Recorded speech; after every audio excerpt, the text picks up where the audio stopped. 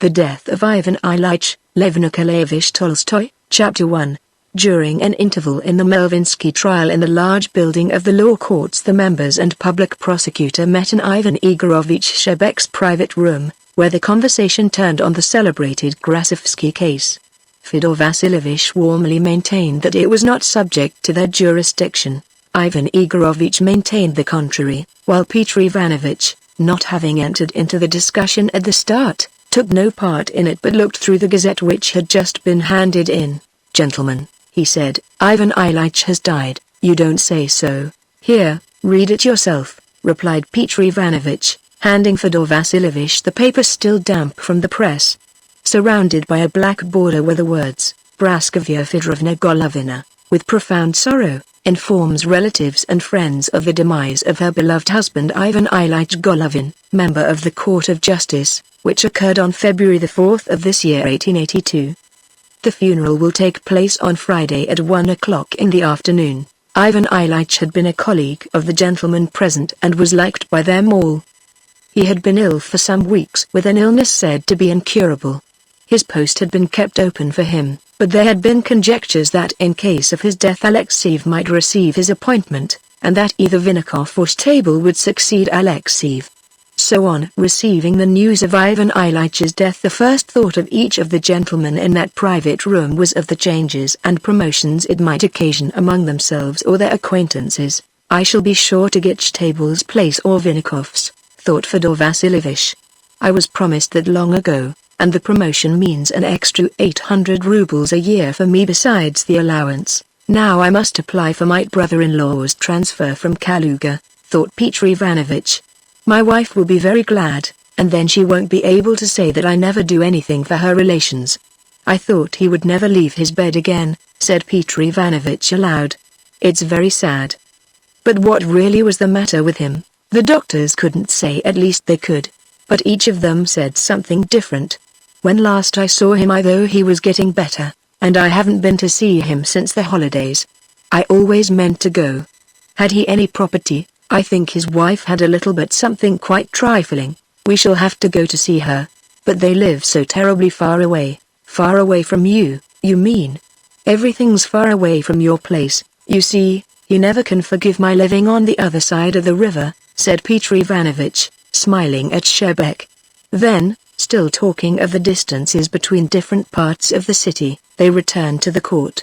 Besides considerations as to the possible transfers and promotions likely to result from Ivan Ilych's death, the mere fact of the death of a near acquaintance aroused, as usual, in all who heard of it the complacent feeling that, "It is he who is dead and not I." Each one thought or felt, "Well, he's dead but I'm alive." But the more intimate of Ivan Ilych's acquaintances, his so-called friends, could not help thinking also that they would now have to fulfill the very tiresome demands of propriety by attending the funeral service and paying a visit of condolence to the widow. Fyodor Vasilyevich and Peter Ivanovich had been his nearest acquaintances. Peter Ivanovich had studied law with Ivan Ilyich and had considered himself to be under obligations to him. Having told his wife at dinner-time of Ivan Ilych's death, and of his conjecture that it might be possible to get her brother transferred to their circuit, Peter Ivanovich sacrificed his usual nap, put on his evening clothes and drove to Ivan Ilych's house. At the entrance stood a carriage and 2 cabs. Leaning against the wall in the hall downstairs near the cloak stand was a coffin lid covered with cloth of gold, ornamented with gold cord and tassels, that had been polished up with metal powder. 2 ladies in black were taking off their fur cloaks. Peter Ivanovich recognized one of them as Ivan Ilych's sister, but the other was a stranger to him. His colleague Schwartz was just coming downstairs, but on seeing Peter Ivanovich enter he stopped and winked at him, as if to say, "Ivan Ilyich has made a mess of things not like you and me." Schwartz's face, with his Piccadilly whiskers, and his slim figure in evening dress, had as usual an air of elegant solemnity which contrasted with the playfulness of his character and had a special piquancy here, or so it seemed to Peter Ivanovich. Peter Ivanovich allowed the ladies to precede him and slowly followed them upstairs. Schwartz did not come down but remained where he was, and Peter Ivanovich understood that he wanted to arrange where they should play bridge that evening. The ladies went upstairs to the widow's room, and Schwartz with seriously compressed lips but a playful look in his eyes, indicated by a twist of his eyebrows the room to the right where the body lay. Peter Ivanovich, like everyone else on such occasions, entered feeling uncertain what he would have to do. All he knew was that at such times it is always safe to cross oneself. But he was not quite sure whether one should make obeisances while doing so. He therefore adopted a middle course. On entering the room he began crossing himself and made a slight movement resembling a bow. At the same time, as far as the motion of his head and arm allowed, he surveyed the room. Two young men, apparently nephews, one of whom was a high school pupil, were leaving the room, crossing themselves as they did so. An old woman was standing motionless, and a lady with strangely arched eyebrows was saying something to her in a whisper. A vigorous, resolute church reader, in a frock coat, was reading something in a loud voice with an expression that precluded any contradiction. The butler's assistant, Gerasim, stepping lightly in front of Peter Ivanovich, was strewing something on the floor. Noticing this, Peter Ivanovich was immediately aware of a faint odor of a decomposing body. The last time he had called on Ivan Ilyich, Peter Ivanovich had seen Gerasim in the study. Ivan Ilyich had been particularly fond of him and he was performing the duty of a sick nurse. Peter Ivanovich continued to make the sign of the cross, slightly inclining his head in an intermediate direction between the coffin, the reader, and the icons on the table in a corner of the room. Afterwards, when it seemed to him that this movement of his arm in crossing himself had gone on too long, he stopped and began to look at the corpse. The dead man lay, as dead men always lie, in a specially heavy way, his rigid limbs sunk in the soft cushions of the coffin, with the head forever bowed on the pillow. His yellow waxen brow with bald patches over his sunken temples was thrust up in the way peculiar to the dead, the protruding nose seeming to press on the upper lip. He was much changed and grown even thinner since Peter Ivanovich had last seen him, but, as is always the case with the dead, his face was handsomer and above all more dignified than when he was alive. The expression on the face said that what was necessary had been accomplished, and accomplished rightly. Besides this, there was in that expression a reproach and a warning to the living. This warning seemed to Peter Ivanovich out of place, or at least not applicable to him. He felt a certain discomfort and so he hurriedly crossed himself once more and turned and went out of the door too hurriedly and too regardless of propriety, as he himself was aware. Schwartz was waiting for him in the adjoining room with legs spread wide apart and both hands toying with his top hat behind his back. The mere sight of that playful, well-groomed, and elegant figure refreshed Peter Ivanovich. He felt that Schwartz was above all these happenings and would not surrender to any depressing influences. His very look said that this incident of a church service for Ivan Ilyich could not be a sufficient reason for infringing the order of the session. In other words, that it would certainly not prevent his unwrapping a new pack of cards and shuffling them that evening while a footman placed fresh candles on the table. In fact, that there was no reason for supposing that this incident would hinder their spending the evening agreeably. Indeed, he said this in a whisper as Peter Ivanovich passed him, proposing that they should meet for a game at Fedor Vasilievich's. But apparently Peter Ivanovich was not destined to play bridge that evening.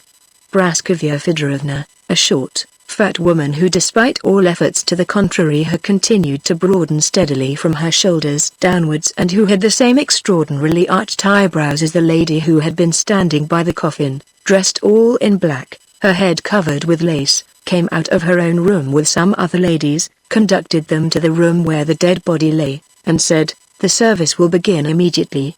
Please go in." Schwartz, making an indefinite bow, stood still, evidently neither accepting nor declining this invitation.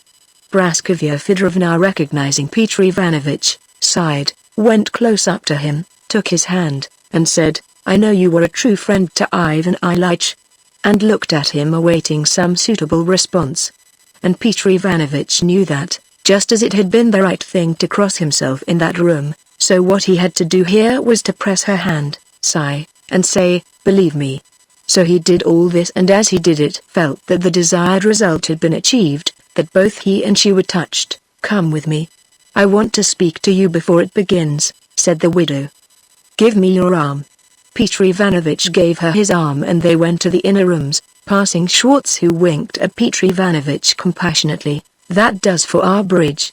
Don't object if we find another player. Perhaps you can cut in when you do escape, said his playful look. Peter Ivanovich sighed still more deeply and despondently, and Praskovya Fedorovna pressed his arm gratefully.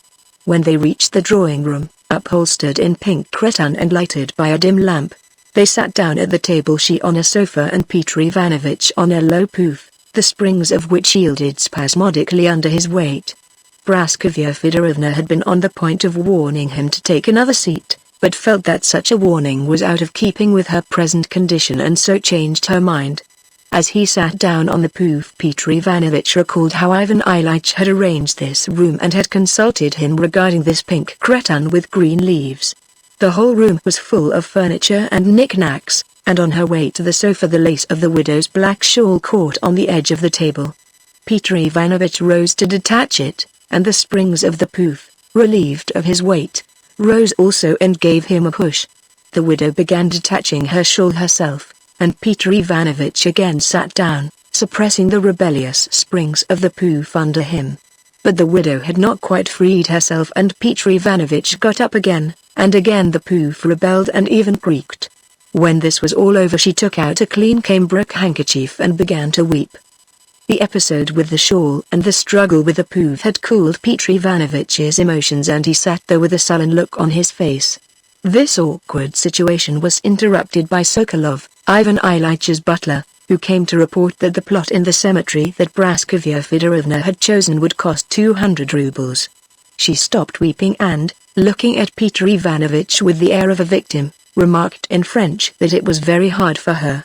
Peter Ivanovich made a silent gesture signifying his full conviction that it must indeed be so. "Please smoke," she said in a magnanimous yet crushed voice, and turned to discuss with Sokolov the price of the plot for the grave. Peter Ivanovich, while lighting his cigarette, heard her inquiring very circumstantially into the prices of different plots in the cemetery and finally decided which he would take. When that was done she gave instructions about engaging the choir. Sokolov then left the room. "I look after everything myself," she told Peter Ivanovich, shifting the albums that lay on the table, and noticing that the table was endangered by his cigarette ash, she immediately passed him an ashtray, saying as she did so, "I consider it an affectation to say that my grief prevents my attending to practical affairs.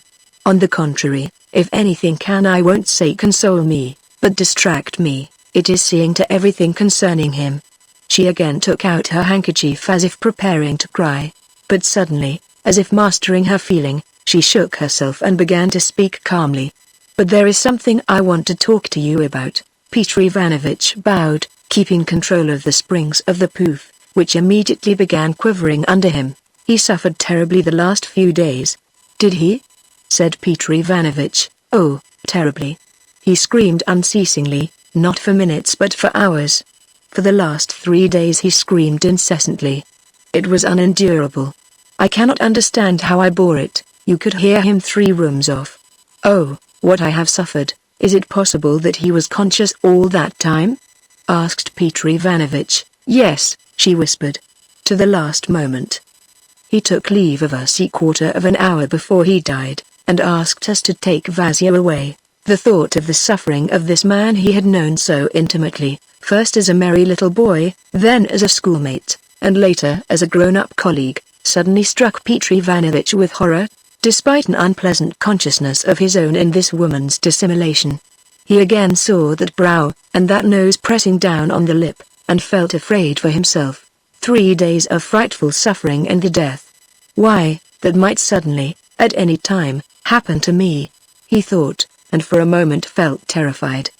But he did not himself know how the customary reflection at once occurred to him that this had happened to Ivan Ilyich and not to him, and that it should not and could not happen to him, and that to think that it could would be yielding to depression which he ought not to do, as Schwartz's expression plainly showed. After which reflection Peter Ivanovich felt reassured, and began to ask with interest about the details of Ivan Ilyich's death, as though death was an accident natural to Ivan Ilyich but certainly not to himself. After many details of the really dreadful physical sufferings Ivan Ilyich had endured, which details he learnt only from the effect those sufferings had produced on Praskovya Fedorovna's nerves, the widow apparently found it necessary to get to business. "Oh, Peter Ivanovich, how hard it is. How terribly, terribly hard." And she again began to weep. Peter Ivanovich sighed and waited for her to finish blowing her nose. When she had done so he said, "Believe me." And she again began talking and brought out what was evidently her chief concern with him, namely, to question him as to how she could obtain a grant of money from the government on the occasion of her husband's death. She made it appear that she was asking Peter Ivanovich's advice about her pension, but he soon saw that she already knew about that to the minutest detail, more even than he did himself. She knew how much could be got out of the government in consequence of her husband's death, but wanted to find out whether she could not possibly extract something more. Peter Ivanovich tried to think of some means of doing so, but after reflecting for a while and, out of propriety, condemning the government for its niggardliness, he said he thought that nothing more could be got. Then she sighed and evidently began to devise means of getting rid of her visitor. Noticing this, he put out his cigarette, rose, pressed her hand, and went out into the ante-room. In the dining room where the clock stood that Ivan Ilyich had liked so much and had bought at an antique shop, Peter Ivanovich met a priest and a few acquaintances who had come to attend the service, and he recognized Ivan Ilyich's daughter, a handsome young woman. She was in black and her slim figure appeared slimmer than ever. She had a gloomy, determined, almost angry expression, and bowed to Peter Ivanovich as though he were in some way to blame. Behind her, with the same offended look, stood a wealthy young man, an examining magistrate, whom Peter Ivanovich also knew and who was her fiancé, as he had heard. He bowed mournfully to them and was about to pass into the death chamber, when from under the stairs appeared the figure of Ivan Ilyich's schoolboy son, who was extremely like his father. He seemed a little Ivan Ilyich, such as Peter Ivanovich remembered when they studied law together. His tear-stained eyes had in them the look that is seen in the eyes of boys of 13 or 14 who are not pure-minded. When he saw Peter Ivanovich he scowled morosely and shamefacedly. Peter Ivanovich nodded to him and entered the death chamber. The service began, candles, groans, incense, tears, and sobs. Peter Ivanovich stood looking gloomily down at his feet. He did not look once at the dead man, did not yield to any depressing influence, and was one of the first to leave the room.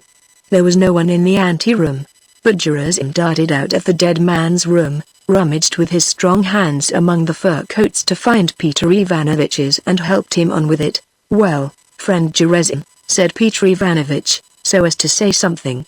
"It's a sad affair, isn't it? It's God will. We shall all come to it some day," said Gerasim, displaying his teeth, the even white teeth of a healthy peasant, and, like a man in the thick of urgent work, he briskly opened the front door, called the coachman, helped Peter Ivanovich into the sledge, and sprang back to the porch as if in readiness for what he had to do next. Peter Ivanovich found the fresh air particularly pleasant after the smell of incense, the dead body, and carbolic acid. "Where to, sir?" asked the coachman. "It's not too late even now. I'll call round on Fyodor Vasilievich." He accordingly drove there and found them just finishing the first rubber, so that it was quite convenient for him to cut in. Chapter 2. Ivan Ilyich's life had been most simple and most ordinary and therefore most terrible. He had been a member of the Court of Justice, and died at the age of 45. His father had been an official who, after serving in various ministries and departments in Petersburg, had made the sort of career which brings men to positions from which by reason of their long service they cannot be dismissed, though they are obviously unfit to hold any responsible position, and for whom therefore posts are specially created, which though fictitious carry salaries of from 6 to 10,000 rubles that are not fictitious, and in receipt of which they live on to a great age. Such was the privy councillor and superfluous member of various superfluous institutions, Ilych Ibramovich Golovin. He had 3 sons, of whom Ivan Ilyich was the second.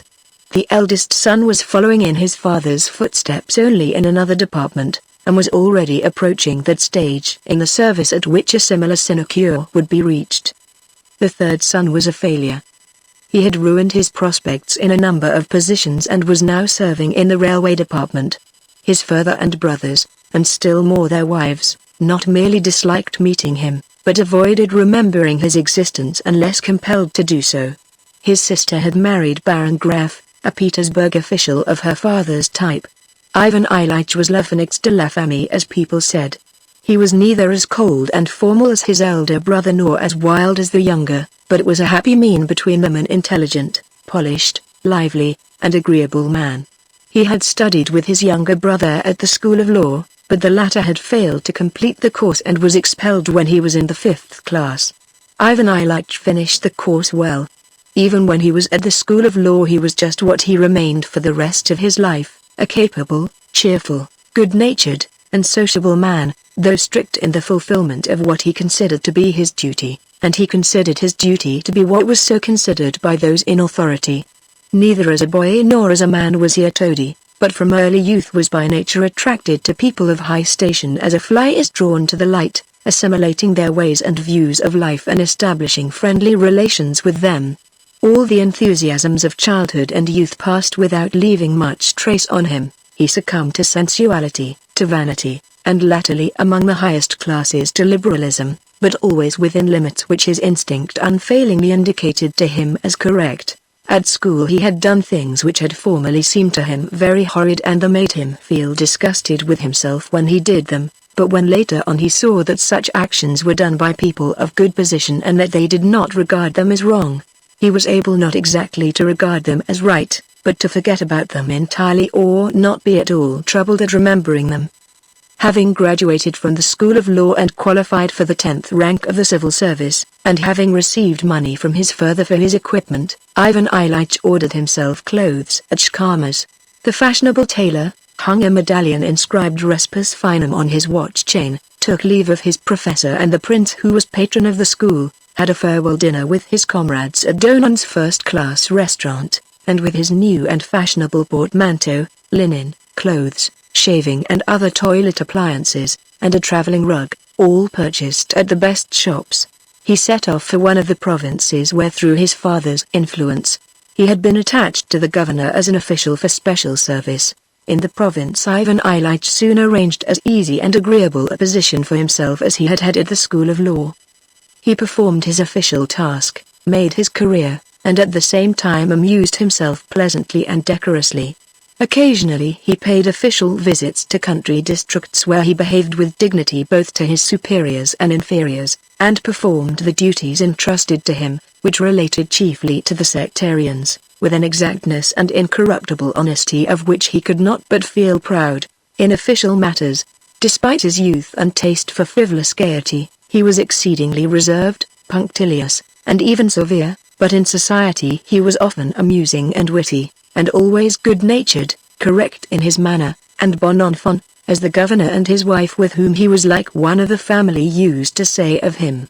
In the province he had an affair with a lady who made advances to the elegant young lawyer, and there was also a milliner, and there were carousals with aides-de-camp who visited the district, and after supper visits to a certain outlying street of doubtful reputation, and there was too some obsequiousness to his chief and even to his chief's wife. But all this was done with such a tone of good breeding that no hard names could be applied to it. It all came under the heading of the French saying, Il faut que Dieu ne se passe. It was all done with clean hands, in clean linen, with French phrases, and above all among people of the best society and consequently with the approval of people of rank. So Ivan Ilyich served for 5 years and then came a change in his official life. The new and reformed judicial institutions were introduced, and new men were needed. Ivan Ilyich became such a new man. He was offered the post of examining magistrate, and he accepted it though the post was in another province and obliged him to give up the connections he had formed and to make new ones. His friends met to give him a send-off. They had a group photograph taken and presented him with a silver cigarette case, and he set off to his new post. As examining magistrate Ivan Ilyich was just as comme il faut and decorous a man, inspiring general respect and capable of separating his official duties from his private life, as he had been when acting as an official on special service. His duties now as examining magistrate were far more interesting and attractive than before. In his former position it had been pleasant to wear an undress uniform made by Shkama, and to pass through the crowd of petitioners and officials who were timorously awaiting an audience with the governor, and who envied him as with free and easy gait he went straight into his chief's private room to have a cup of tea and a cigarette with him. but not many people had then been directly dependent on him, only police officials and the sectarians when he went on special missions, and he liked to treat them politely, almost as comrades, as if he were letting them feel that he who had the power to crush them was treating them in this simple, friendly way. There were then but few such people. But now, as an examining magistrate, Ivan Ilyich felt that everyone without exception, even the most important and self-satisfied, was in his power, and that he need only write a few words on a sheet of paper with a certain heading, and this or that important, self-satisfied person would be brought before him in the role of an accused person or a witness, and if he did not choose to allow him to sit down, would have to stand before him and answer his questions. Ivan Ilyich never abused his power. He tried on the contrary to soften its expression, but the consciousness of it and the possibility of softening its effect, supplied the chief interest and attraction of his office. In his work itself, especially in his examinations, he very soon acquired a method of eliminating all considerations irrelevant to the legal aspect of the case, and reducing even the most complicated case to a form in which it would be presented on paper only in its externals, completely excluding his personal opinion of the matter, while above all observing every prescribed formality. The work was new, and Ivan Ilyich was one of the first men to apply the new code of 1864. On taking up the post of examining magistrate in a new town, he made new acquaintances and connections, placed himself on a new footing and assumed a somewhat different tone. He took up an attitude of rather dignified aloofness towards the provincial authorities, but picked out the best circle of legal gentlemen and wealthy gentry living in the town and assumed a tone of slight dissatisfaction with the government, of moderate liberalism, and of enlightened citizenship. At the same time, without at all altering the elegance of his toilet, he ceased shaving his chin and allowed his beard to grow as it pleased. Ivan Ilyich settled down very pleasantly in this new town. The society there, which inclined towards opposition to the governor, was friendly, his salary was larger, and he began to play vint, which he found added not a little to the pleasure of life, for he had a capacity for cards, played good-humoredly, and calculated rapidly and astutely, so that he usually won. After living there for 2 years he met his future wife, Praskovya Fedorovna Michael, who was the most attractive, clever, and brilliant girl of the set in which he moved, and among other amusements and relaxations from his labors as examining magistrate, Ivan Ilyich established light and playful relations with her. While he had been an official on special service he had been accustomed to dance, but now as an examining magistrate it was exceptional for him to do so. If he danced now, he did it as if to show that though he served under the reformed order of things, and had reached the 5th official rank, yet when it came to dancing he could do it better than most people. So at the end of an evening he sometimes danced with Praskovya Fedorovna, and it was chiefly during these dances that he captivated her. She fell in love with him. Ivan Ilyich had at first no definite intention of marrying, but when the girl fell in love with him he said to himself, "Really, why shouldn't I marry?" Praskovya Fedorovna came of a good family, was not bad-looking, and had some little property.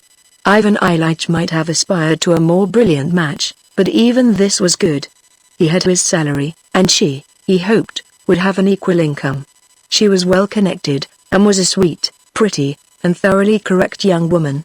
To say that Ivan Ilyich married because he fell in love with Praskovya Fedorovna and found that she sympathized with his views of life would be as incorrect as to say that he married because his social circle approved of the match.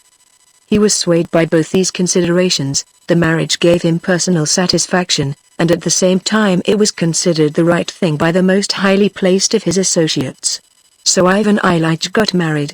The preparations for marriage and the beginning of married life, with its conjugal caresses, the new furniture, new crockery, and new linen, were very pleasant until his wife became pregnant, so that Ivan Ilyich had begun to think that marriage would not impair the easy, agreeable, gay and always decorous character of his life, approved of by society and regarded by himself as natural, but it would even improve it.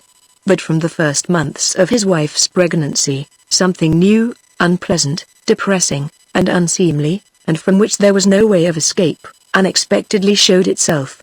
His wife, without any reason to gay out to care as Ivan Ilyich expressed it to himself, began to disturb the pleasure and propriety of their life.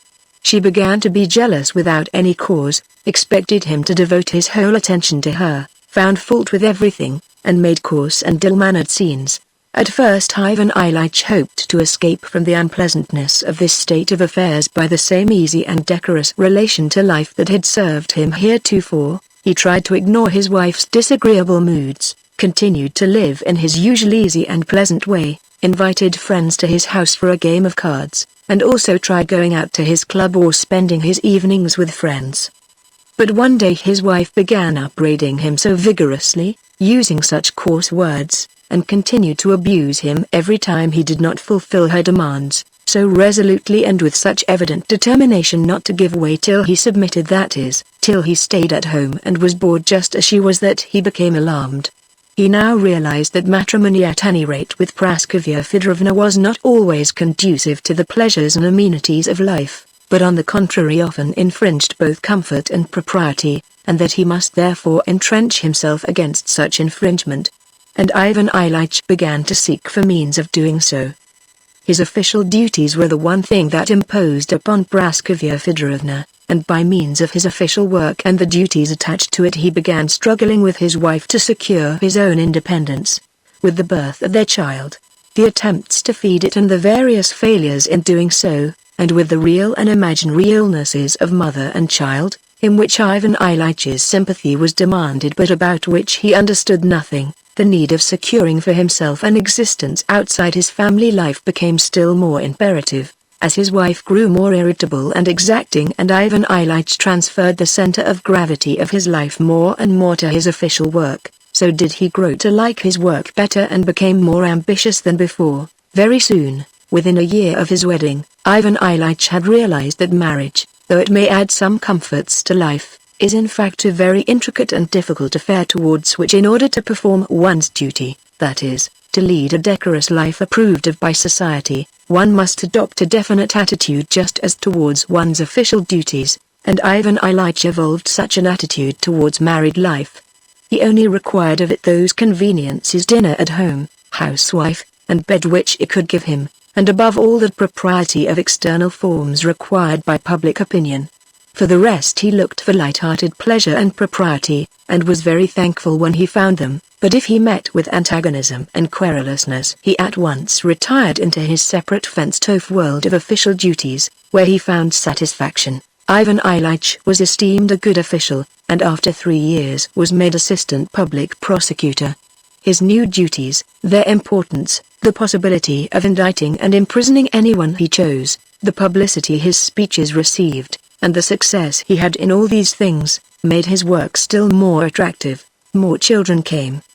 His wife became more and more querulous and ill-tempered, but the attitude Ivan Ilyich had adopted towards his home life rendered him almost impervious to her grumbling.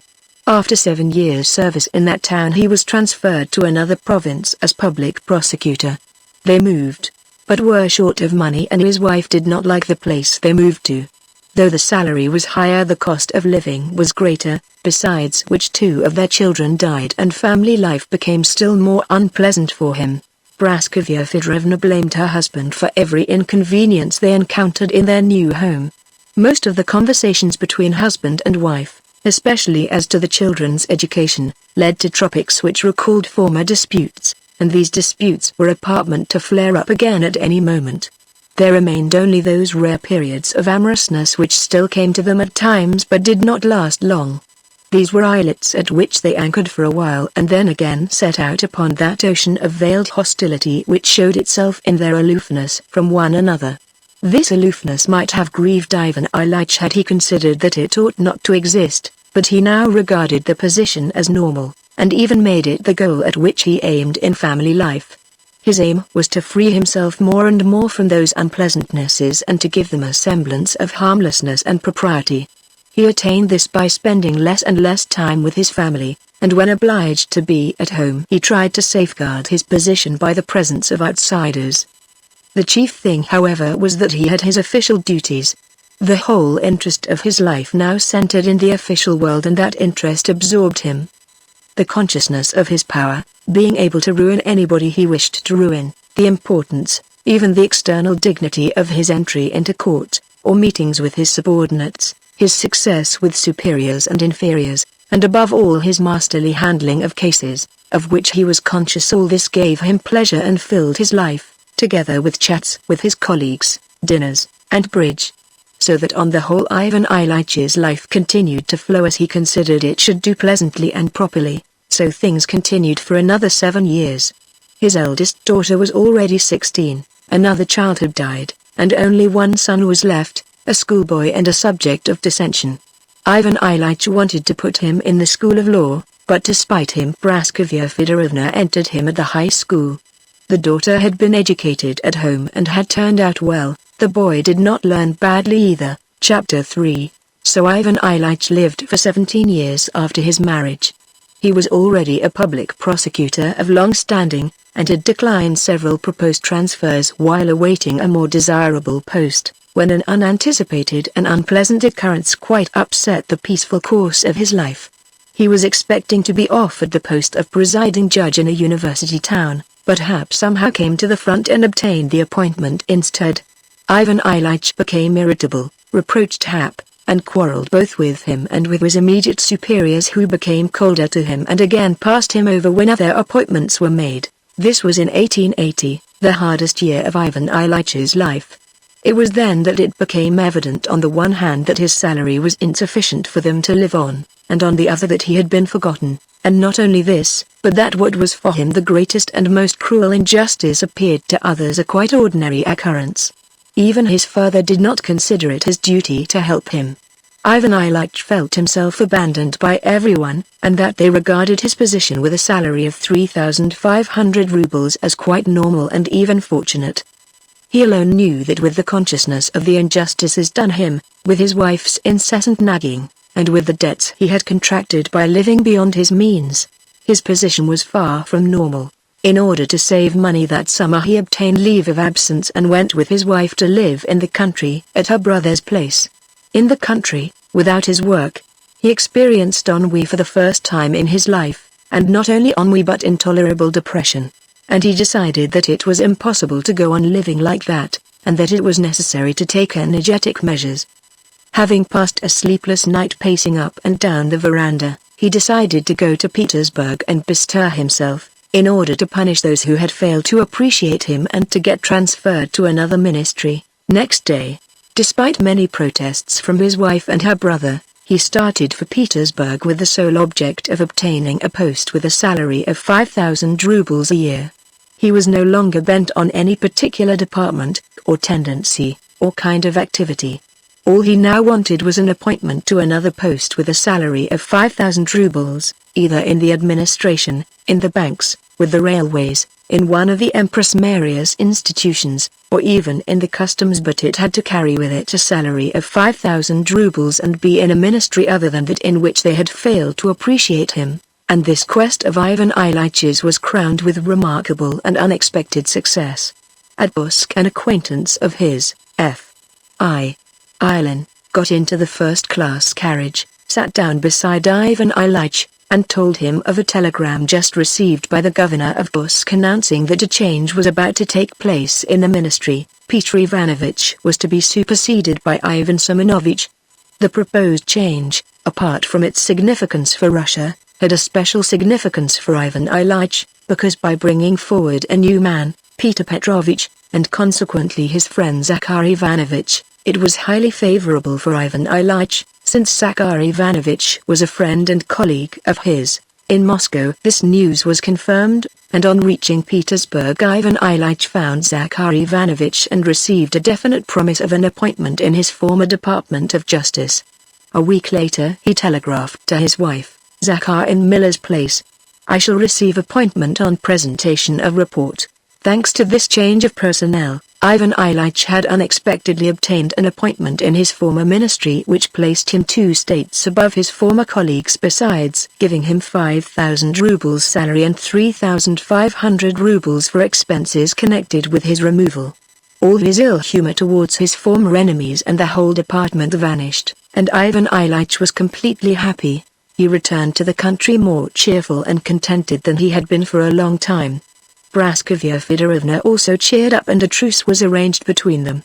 Ivan Ilyich told of how he had been feted by everybody in Petersburg, how all those who had been his enemies were put to shame and now fawned on him, how envious they were of his appointment, and how much everybody in Petersburg had liked him. Praskovya Fedorovna listened to all this and appeared to believe it.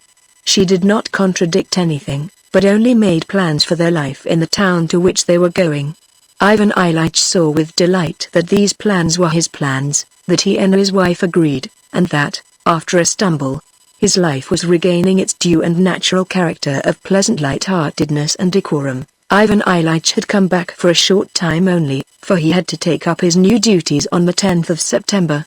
Moreover, he needed time to settle into the new place, to move all his belongings from the province, and to buy and order many additional things, in a word, to make such arrangements as he had resolved on, which were almost exactly what Praskovya Fedorovna too had decided on. Now that everything had happened so fortunately, and that he and his wife were at one in their aims and moreover saw so little of one another, they got on together better than they had done since the first years of marriage. Ivan Ilyich had thought of taking his family away with him at once, but the insistence of his wife's brother and her sister-in-law, who had suddenly become particularly amiable and friendly to him and his family, induced him to depart alone. So he departed, and the cheerful state of mind induced by his success and by the harmony between his wife and himself, the one intensifying the other, did not leave him. He found a delightful house, just the thing both he and his wife had dreamt of. Spacious, lofty reception rooms in the old style, a convenient and dignified study, rooms for his wife and daughter, a study for his son. It might have been specially built for them. Ivan Ilyich himself superintended the arrangements, chose the wallpapers, supplemented the furniture, preferably with antiques which he considered particularly comme il faut, and supervised the upholstering. Everything progressed and approached the ideal he had set himself. Even when things were only half completed they exceeded his expectations. He saw what a refined and elegant character, free from vulgarity, it would all have when it was ready. On falling asleep he pictured to himself how the reception room would look. Looking at the yet unfinished drawing room he could see the fireplace, the screen, the whatnot, the little chairs dotted here and there, the dishes and plates on the walls, and the bronzes, as they would be when everything was in place. He was pleased by the thought of how his wife and daughter, who shared his taste in this matter, would be impressed by it. They were certainly not expecting as much. He had been particularly successful in finding, and buying cheaply, antiques which gave a particularly aristocratic character to the whole place. But in his letters he intentionally understated everything in order to be able to surprise them. All this so absorbed him that his new duties, though he liked his official work, interested him less than he had expected. Sometimes he even had moments of absent-mindedness during the court sessions and would consider whether he should have straight or curved cornices for his curtains. He was so interested in it all that he often did things himself, rearranging the furniture, or arranging the curtains. Once when mounting a step-ladder to show the upholsterer, who did not understand, how he wanted the hangings draped, he made a false step and slipped, but being a strong and agile man he clung on and only knocked his side against the knob of the window frame. The bruised place was painful, but the pain soon passed, and he felt particularly bright and well just then. He wrote, "I feel 15 years younger." He thought he would have everything ready by September, but it dragged on till mid-October. But the result was charming not only in his eyes but to everyone who saw it. In reality it was just what is usually seen in the houses of people of moderate means who want to appear rich, and therefore succeed only in resembling others like themselves. There are damasks, dark wood, plants, rugs, and dull and polished bronzes, all the things people of a certain class have in order to resemble other people of that class. His house was so like the others that it would never have been noticed, but to him it all seemed to be quite exceptional. He was very happy when he met his family at the station and brought them to the newly furnished house all lit up, where a footman in a white tie opened the door into the hall decorated with plants, and when they went on into the drawing room and the study uttering exclamations of delight. He conducted them everywhere, drank in their praises eagerly, and beamed with pleasure. At tea that evening, when Praskovya Fedorovna among other things asked him about his fall, he laughed, and showed them how he had gone flying and had frightened the upholsterer. "It's a good thing I'm a bit of an athlete. Another man might have been killed, but I merely knocked myself, just here. It hurts when it's touched, but it's passing off already. It's only a bruise." So they began living in their new home, in which, as always happens, when they got thoroughly settled in, they found they were just one room short, and with the increased income, which as always was just a little, some 500 rubles, too little, but it was all very nice. Things went particularly well at first, before everything was finally arranged, and while something had still to be done, this thing bought, that thing ordered, another thing moved, and something else adjusted. Though there were some disputes between husband and wife, they were both so well satisfied and had so much to do that it all passed off without any serious quarrels. When nothing was left to arrange, it became rather dull and something seemed to be lacking, but they were then making acquaintances, forming habits, and life was growing fuller. Ivan Ilyich spent his mornings at the law court and came home to dinner, and at first he was generally in a good humor, though he occasionally became irritable just on account of his house. Every spot on the tablecloth or the upholstery, and every broken window blind string, irritated him. He had devoted so much trouble to arranging it all that every disturbance of it distressed him, but on the whole his life ran its course as he believed life should do, easily, pleasantly, and decorously. He got up at 9, drank his coffee, read the paper, and then put on his undress uniform and went to the law courts. The harness in which he worked had already been stretched to fit him, and he donned it without a hitch. Petitioners, inquiries at the chancery itself, and the sittings public and administrative. In all this the thing was to exclude everything fresh and vital, which always disturbs the regular course of official business, and to admit only official relations with people, and then only on official grounds. A man would come, for instance, wanting some information. Ivan Ilyich, as one in whose sphere the matter did not lie, would have nothing to do with him, but if the man had some business with him in his official capacity, something that could be expressed on officially stamped paper, he would do everything, positively everything he could within the limits of such relations, and in doing so would maintain the semblance of friendly human relations, that is, would observe the courtesies of life. As soon as the official relations ended, so did everything else. Ivan Ilyich possessed this capacity to separate his real life from the official side of affairs and not mix the two, in the highest degree, and by long practice and natural aptitude had brought it to such a pitch that sometimes, in the manner of a virtuoso, he would even allow himself to let the human and official relations mingle. He let himself do this just because he felt that he could at any time he chose resume the strictly official attitude again and drop the human relation. And he did it all easily, pleasantly, correctly, and even artistically. In the intervals between the sessions he smoked, drank tea, chatted a little about politics, a little about general topics, a little about cards, but most of all about official appointments. Tired, but with the feelings of a virtuoso, one of the first violins who has played his part in an orchestra with precision, he would return home to find that his wife and daughter had been out paying calls, or had a visitor, and that his son had been to school, had done his homework with his tutor, and was surely learning what is taught at high schools. Everything was as it should be. After dinner, if they had no visitors, Ivan Ilyich sometimes read a book that was being much discussed at the time, and in the evening settled down to work, that is, read official papers, compared the depositions of witnesses, and noted paragraphs of the code applying to them. This was neither dull nor amusing. It was dull when he might have been playing bridge, but if no bridge was available it was at any rate better than doing nothing or sitting with his wife. Ivan Ilyич's chief pleasure was giving little dinners to which he invited men and women of good social position, and just as his drawing room resembled all other drawing rooms, so did his enjoyable little parties resemble all other such parties. Once they even gave a dance. Ivan Ilyich enjoyed it and everything went off well, except that it led to a violent quarrel with his wife about the cakes and sweets. Praskovya Fedorovna had made her own plans, but Ivan Ilyich insisted on getting everything from an expensive confectioner and ordered too many cakes, and the quarrel occurred because some of those cakes were left over and the confectioner's bill came to 45 rubles. It was a great and disagreeable quarrel. Praskovya Fedorovna called him a fool and an imbecile, and he clutched at his head and made angry allusions to divorce, but the dance itself had been enjoyable. The best people were there, and Ivan Ilych had danced with Princess Trufonova, a sister of the distinguished founder of the society Bear My Burden. The pleasures connected with his work were pleasures of ambition, his social pleasures were those of vanity, but Ivan Ilych's greatest pleasure was playing bridge.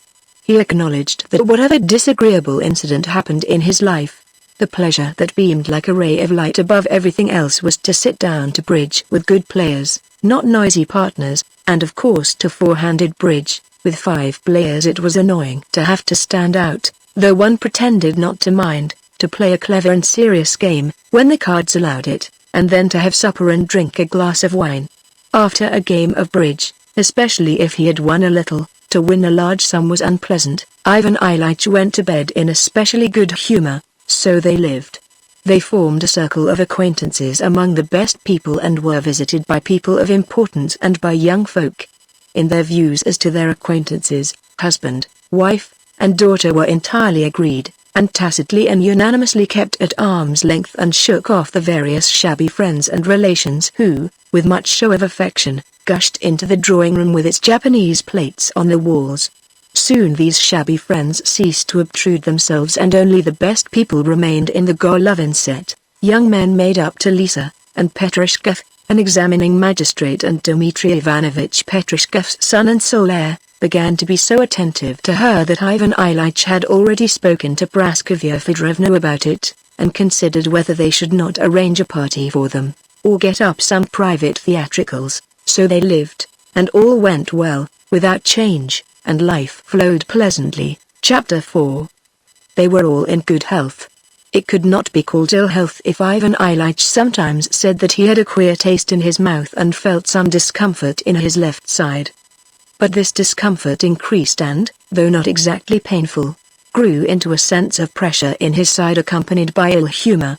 And his irritability became worse and began to mar the agreeable, easy, and correct life that had established itself in the Golovin family. Quarrels between husband and wife became more and more frequent, and soon the ease and amenity disappeared and even the decorum was barely maintained. Scenes again became frequent, and very few of those islets remained on which husband and wife could meet without an explosion. Praskovya Fedorovna now had good reason to say that her husband's temper was trying. With characteristic exaggeration she said he had always had a dreadful temper, and that it had needed all her good nature to put up with it for 20 years. It was true that now the quarrels were started by him. His bursts of temper always came just before dinner, often just as he began to eat his soup. Sometimes he noticed that a plate or dish was chipped, or the food was not right, or his son put his elbow on the table, or his daughter's hair was not done as he liked it, and for all this he blamed Praskovya Fedorovna.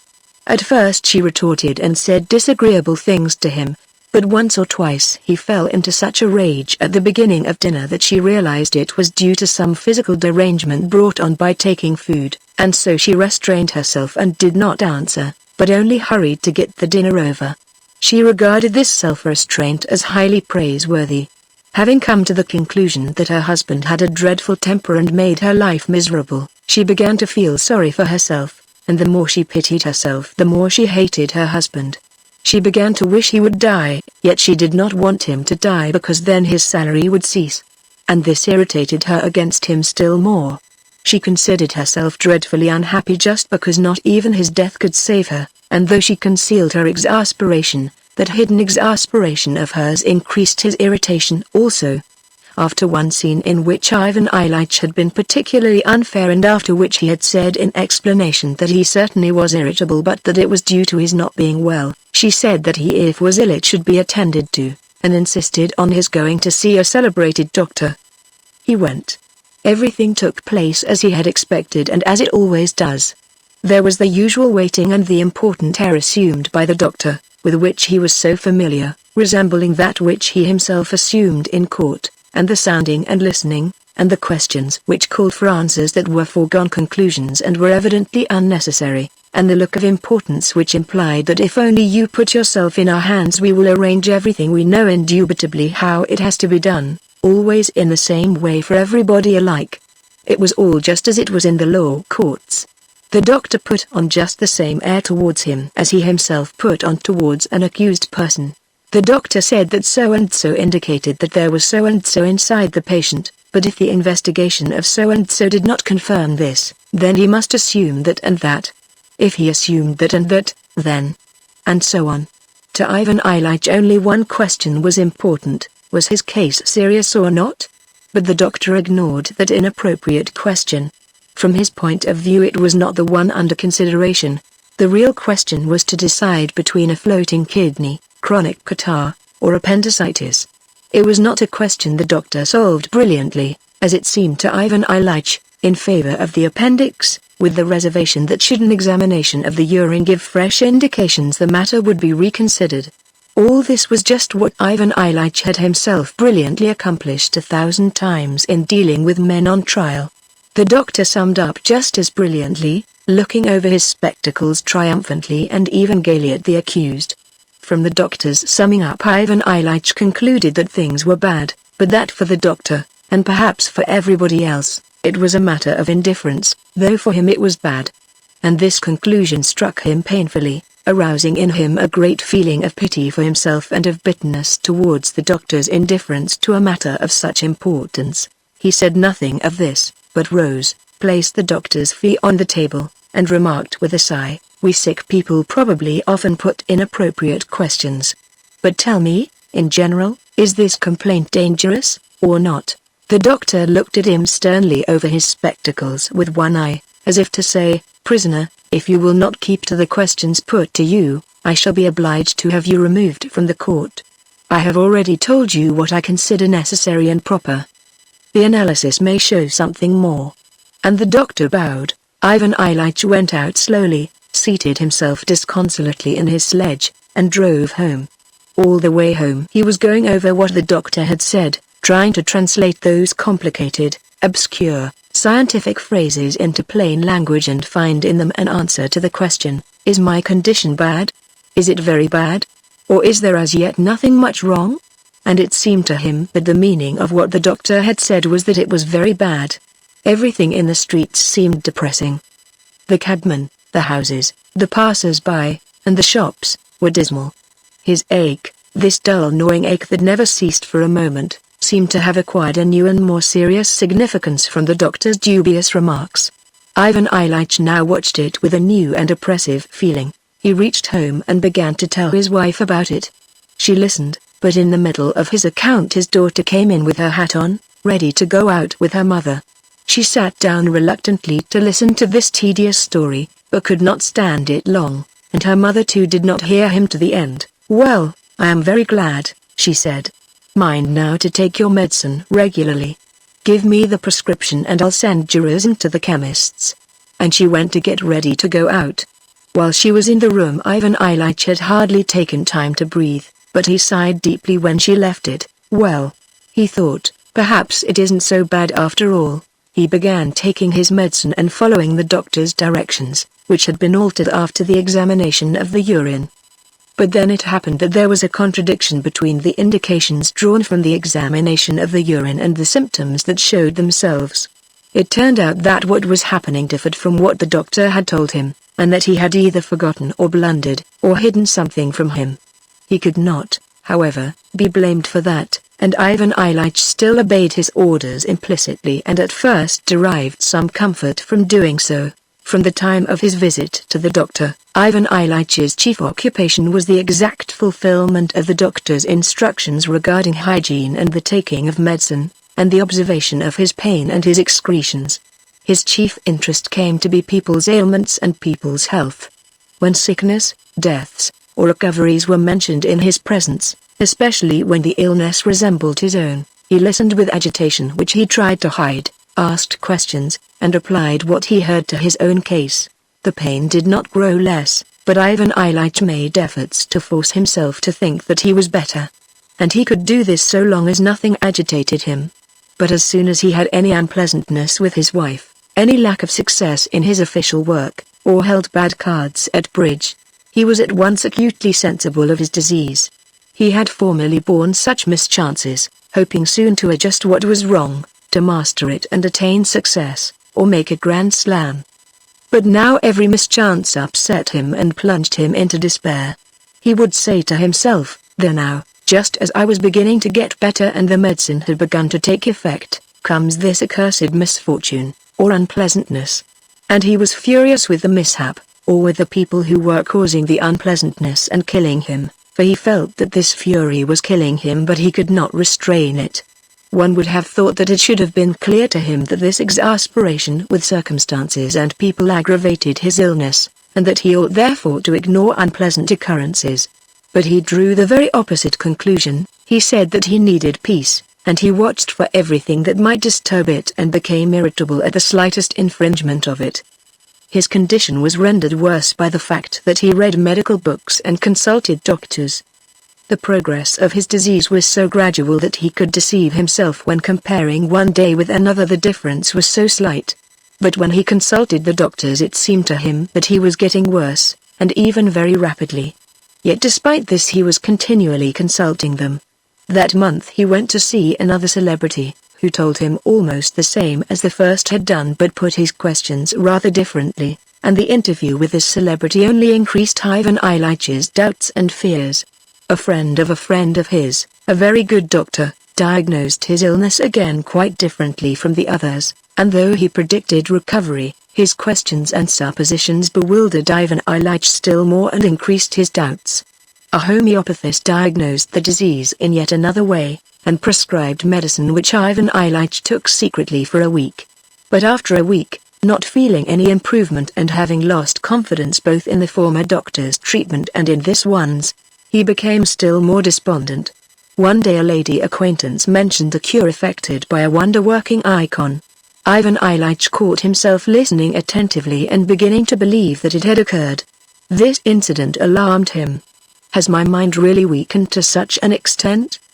He asked himself. Nonsense. It's all rubbish. I mustn't give way to nervous fears, but having chosen a doctor must keep strictly to his treatment. That is what I will do. Now it's all settled. I won't think about it, but will follow the treatment seriously till summer, and then we shall see. From now there must be no more of this wavering. This was easy to say but impossible to carry out. The pain in his side oppressed him and seemed to grow worse and more incessant, while the taste in his mouth grew stranger and stranger. It seemed to him that his breath had a disgusting smell, and he was conscious of a loss of appetite and strength. There was no deceiving himself, something terrible, new, and more important than anything before in his life, was taking place within him of which he alone was aware. Those about him did not understand or would not understand it, but thought everything in the world was going on as usual. That tormented Ivan Ilyich more than anything. He saw that his household, especially his wife and daughter who were in a perfect whirl of visiting, did not understand anything of it and were annoyed that he was so depressed and so exacting, as if he were to blame for it. Though they tried to disguise it, he saw that he was an obstacle in their path, and that his wife had adopted a definite line in regard to his illness and kept to it regardless of anything he said or did. Her attitude was this: you know, she would say to her friends, Ivan Ilyich can't do as other people do, and keep to the treatment prescribed for him. One day he'll take his drops and keep strictly to his diet and go to bed in good time, but the next day unless I watch him he'll suddenly forget his medicine, eat sturgeon which is forbidden and sit up playing cards till 1 o'clock in the morning. Oh, come, when was that? Ivan Ilyich would ask in vexation. Only once at Petri Ivanovich's, and yesterday with Sherbek. Well, even if I hadn't stayed up, this pain would have kept me awake. Be that as it may, you'll never get well like that, but it will always make us wretched. Praskovya Fedorovna's attitude to Ivan Ilyitch's illness, as she expressed it both to others and to him, was that it was his own fault and was another of the annoyances he caused her. Ivan Ilyich felt that this opinion escaped her involuntarily, but that did not make it easier for him. At the law courts too, Ivan Ilyich noticed, or thought he noticed, a strange attitude towards himself. It sometimes seemed to him that people were watching him inquisitively as a man whose place might soon be vacant. Then again, his friends would suddenly begin to chaff him in a friendly way about his low spirits, as if the awful, horrible, and unheard of thing that was going on within him, incessantly gnawing at him and irresistibly drawing him away, was a very agreeable subject for jests. Schwartz in particular irritated him by his jocularity, vivacity, and savoir-faire, which reminded him of what he himself had been 10 years ago. Friends came to make up a set and they sat down to cards. They dealt, bending the new cards to soften them, and he sorted the diamonds in his hand and found he had 7. His partner said no trumps and supported him with 2 diamonds. What more could be wished for? It ought to be jolly and lively. They would make a grand slam. But suddenly Ivan Ilyich was conscious of that gnawing pain, that taste in his mouth, and it seemed ridiculous that in such circumstances he should be pleased to make a grand slam. He looked at his partner Mikhail Nikolayevich, who rapped the table with his strong hand and instead of snatching up the tricks pushed the cards courteously and indulgently towards Ivan Ilyich that he might have the pleasure of gathering them up without the trouble of stretching out his hand for them. "Does he think I am too weak to stretch out my arm?" thought Ivan Ilyich, and forgetting what he was doing he over-trumped his partner, missing the grand slam by 3 tricks. And what was most awful of all was that he saw how upset Mikhail Nikolayevich was about it but did not himself care. And it was dreadful to realize why he did not care. They all saw that he was suffering, and said, "We can stop if you are tired. Take a rest. Lie down." No, he was not at all tired, and he finished the rubber. All were gloomy and silent. Ivan Ilyich felt that he had diffused this gloom over them and could not dispel it. They had supper and went away, and Ivan Ilyich was left alone with the consciousness that his life was poisoned and was poisoning the lives of others, and that this poison did not weaken but penetrated more and more deeply into his whole being. With this consciousness, and with physical pain besides the terror, he must go to bed, often to lie awake the greater part of the night. Next morning he had to get up again, dress, go to the law courts, speak, and write, or if he did not go out, spend at home those 24 hours a day, each of which was a torture. And he had to live thus all alone on the brink of an abyss, with no one who understood or pitied him. Chapter 5. So 1 month passed and then another. Just before the new year his brother-in-law came to town and stayed at their house. Ivan Ilyich was at the law courts and Praskovya Fedorovna had gone shopping. When Ivan Ilyich came home and entered his study he found his brother-in-law, the very healthy, florid man, unpacking his portmanteau himself. He raised his head on hearing Ivan Ilych's footsteps and looked up at him for a moment without a word. That stare told Ivan Ilyich everything. His brother-in-law opened his mouth to utter an exclamation of surprise but checked himself, and that action confirmed it all. "I have changed, eh?" "Yes, there is a change." And after that, try as he would to get his brother-in-law to return to the subject of his looks, the latter would say nothing about it. Praskovya Fedorovna came home and her brother went out to her. Ivan Ilyich locked the door and began to examine himself in the glass, first full face, then in profile. He took up a portrait of himself taken with his wife, and compared it with what he saw in the glass. The change in him was immense. Then he bared his arms to the elbow, looked at them, drew the sleeves down again, sat down on an ottoman, and grew blacker than night. "No, no, this won't do," he said to himself, and jumped up, went to the table, took up some law papers and began to read them, but could not continue. He unlocked the door and went into the reception room. The door leading to the drawing room was shut. He approached it on tiptoe and listened. "No, you are exaggerating," Praskovya Fedorovna was saying. "Exaggerating. Don't you see it? Why, he's a dead man. Look at his eyes, there's no life in them. But what is it that is wrong with him? No one knows. Nikolayevich said something, but I don't know what. And Leshchititsky said quite the contrary." Ivan Ilyich walked away, went to his own room, lay down, and began musing. The kidney, a floating kidney. He recalled all the doctors had told him of how it detached itself and swayed about. And by an effort of imagination he tried to catch that kidney and arrest it and support it. So little was needed for this, it seemed to him. "No, I'll go to see Peter Ivanovich again." He rang, ordered the carriage, and got ready to go. "Where are you going, Jean?" asked his wife with a specially sad and exceptionally kind look. This exceptionally kind look irritated him. He looked morosely at her. "I must go to see Peter Ivanovich." He went to see Peter Ivanovich, and together they went to see his friend, the doctor. He was in, and Ivan Ilyich had a long talk with him. reviewing the anatomical and physiological details of what in the doctor's opinion was going on inside him. He understood it all. There was something, a small thing, in the vermiform appendix. It might all come right. Only stimulate the energy of one organ and check the activity of another, then absorption would take place and everything would come right. He got home rather late for dinner, ate his dinner, and conversed cheerfully, but could not for a long time bring himself to go back to work in his room.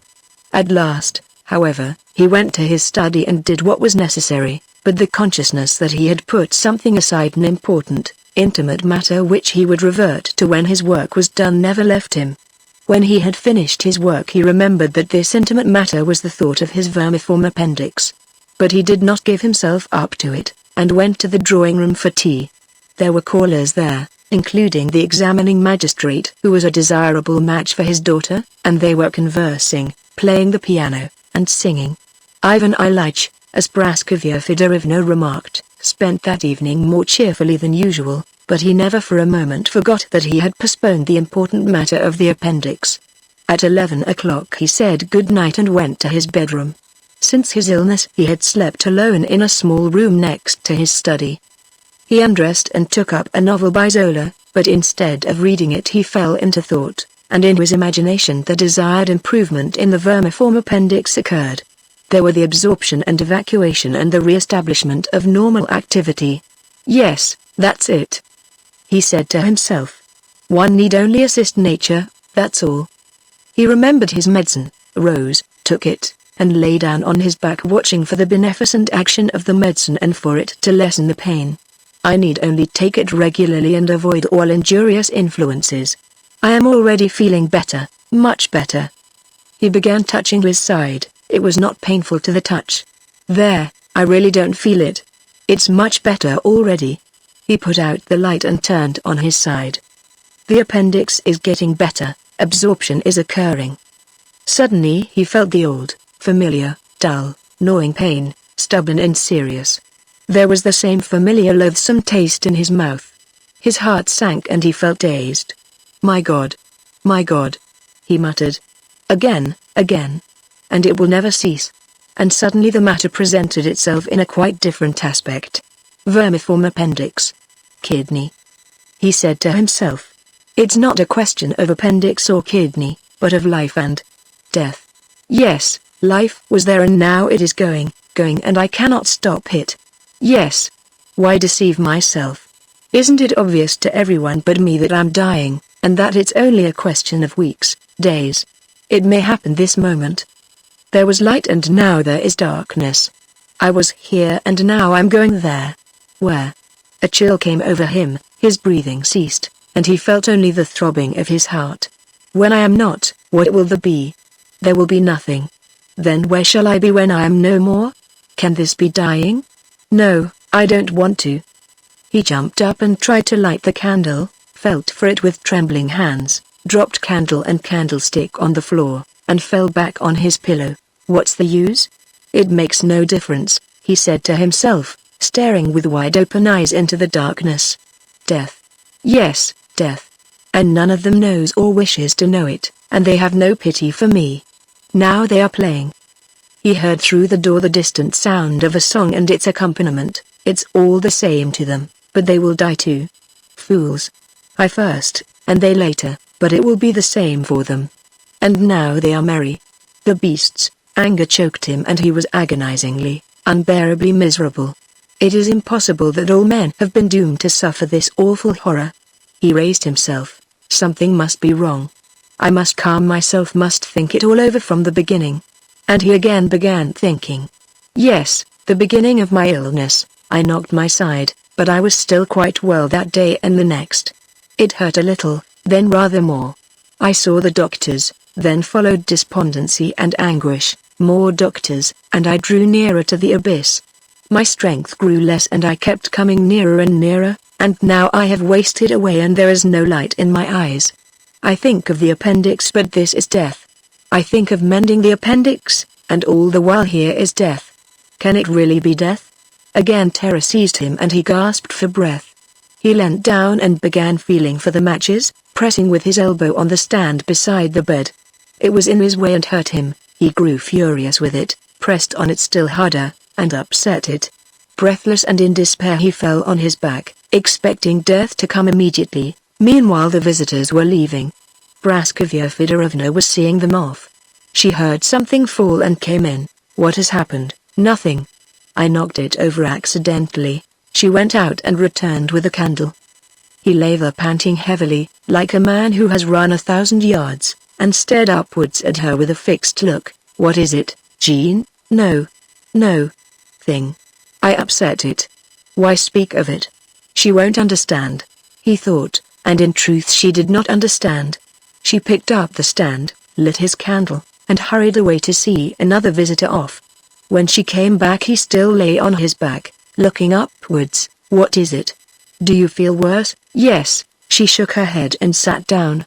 "Do you know, Jean, I think we must ask Leshchititsky to come and see you here." This meant calling in the famous specialist, regardless of expense. He smiled malignantly and said no. She remained a little longer and then went up to him and kissed his forehead. While she was kissing him he hated her from the bottom of his soul and with difficulty refrained from pushing her away. "Good night.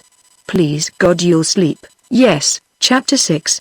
Ivan Ilyich saw that he was dying, and he was in continual despair. In the depth of his heart he knew he was dying, but not only was he not accustomed to the thought, he simply did not and could not grasp it. The syllogism he had learnt from Kiesetter's logic, "Keys is a man, men are mortal, therefore Keys is mortal," had always seemed to him correct as applied to Keys, but certainly not as applied to himself. That Keys man in the abstract was mortal, was perfectly correct, but he was not Keys, not an abstract man, but a creature quite separate from all others. He had been little Vanya, with a mama and a papa, with Mitya and Volodya, with the toys, a coachman and a nurse, afterwards with Katenka and Will, all the joys, griefs, and delights of childhood, boyhood, and youth. What did Keys know of the smell of that striped leather ball Vanya had been so fond of? Had Keys kissed his mother's hand like that, and did the silk of her dress rustle so for Keys? Had he rioted like that at school when the pastry was bad? Had Keys been in love like that? Could Keys preside at a session as he did? Keys really was mortal, and it was right for him to die, but for me, little Vanya, Ivan Ilyich, with all my thoughts and emotions, it's altogether a different matter. It cannot be that I ought to die. That would be too terrible. Such was his feeling. If I had to die like Keys I would have known it was so. An inner voice would have told me so, but there was nothing of the sort in me, and I and all my friends felt that our case was quite different from that of Keys. And now here it is. He said to himself. It can't be. It's impossible. But here it is. How is this? How is one to understand it? He could not understand it, and tried to drive this false, incorrect, morbid thought away and to replace it by other proper and healthy thoughts.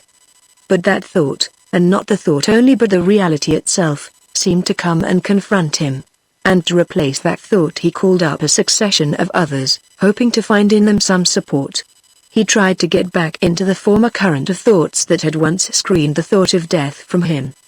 But strange to say, all that had formerly shut off, hidden, and destroyed his consciousness of death, no longer had that effect. Ivan Ilyich now spent most of his time in attempting to re-establish that old current.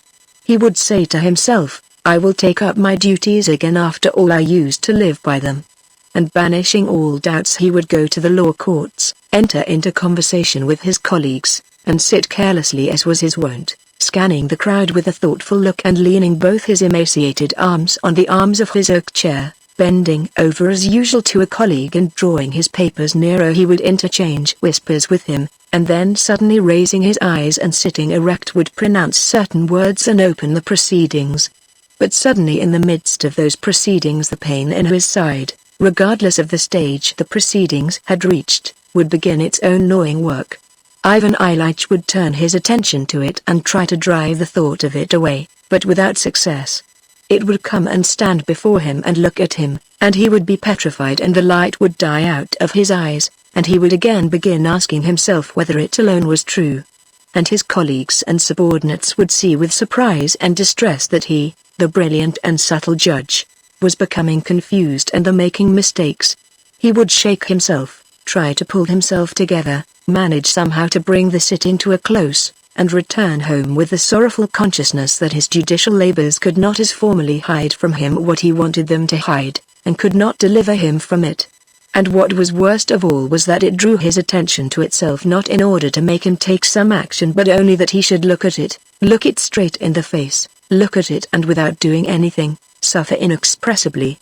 And to save himself from this condition, Ivan Ilyich looked for consolations. New screens were found, and for a while seemed to save him, but then they immediately fell to pieces, or rather became transparent, as if it penetrated them and nothing could veil it. In these latter days he would go into the drawing room he had arranged, that drawing room where he had fallen, and for the sake of which, how bitterly ridiculous it seemed, he had sacrificed his life, for he knew that his illness originated with that knock. He would enter and see that something had scratched the polished table.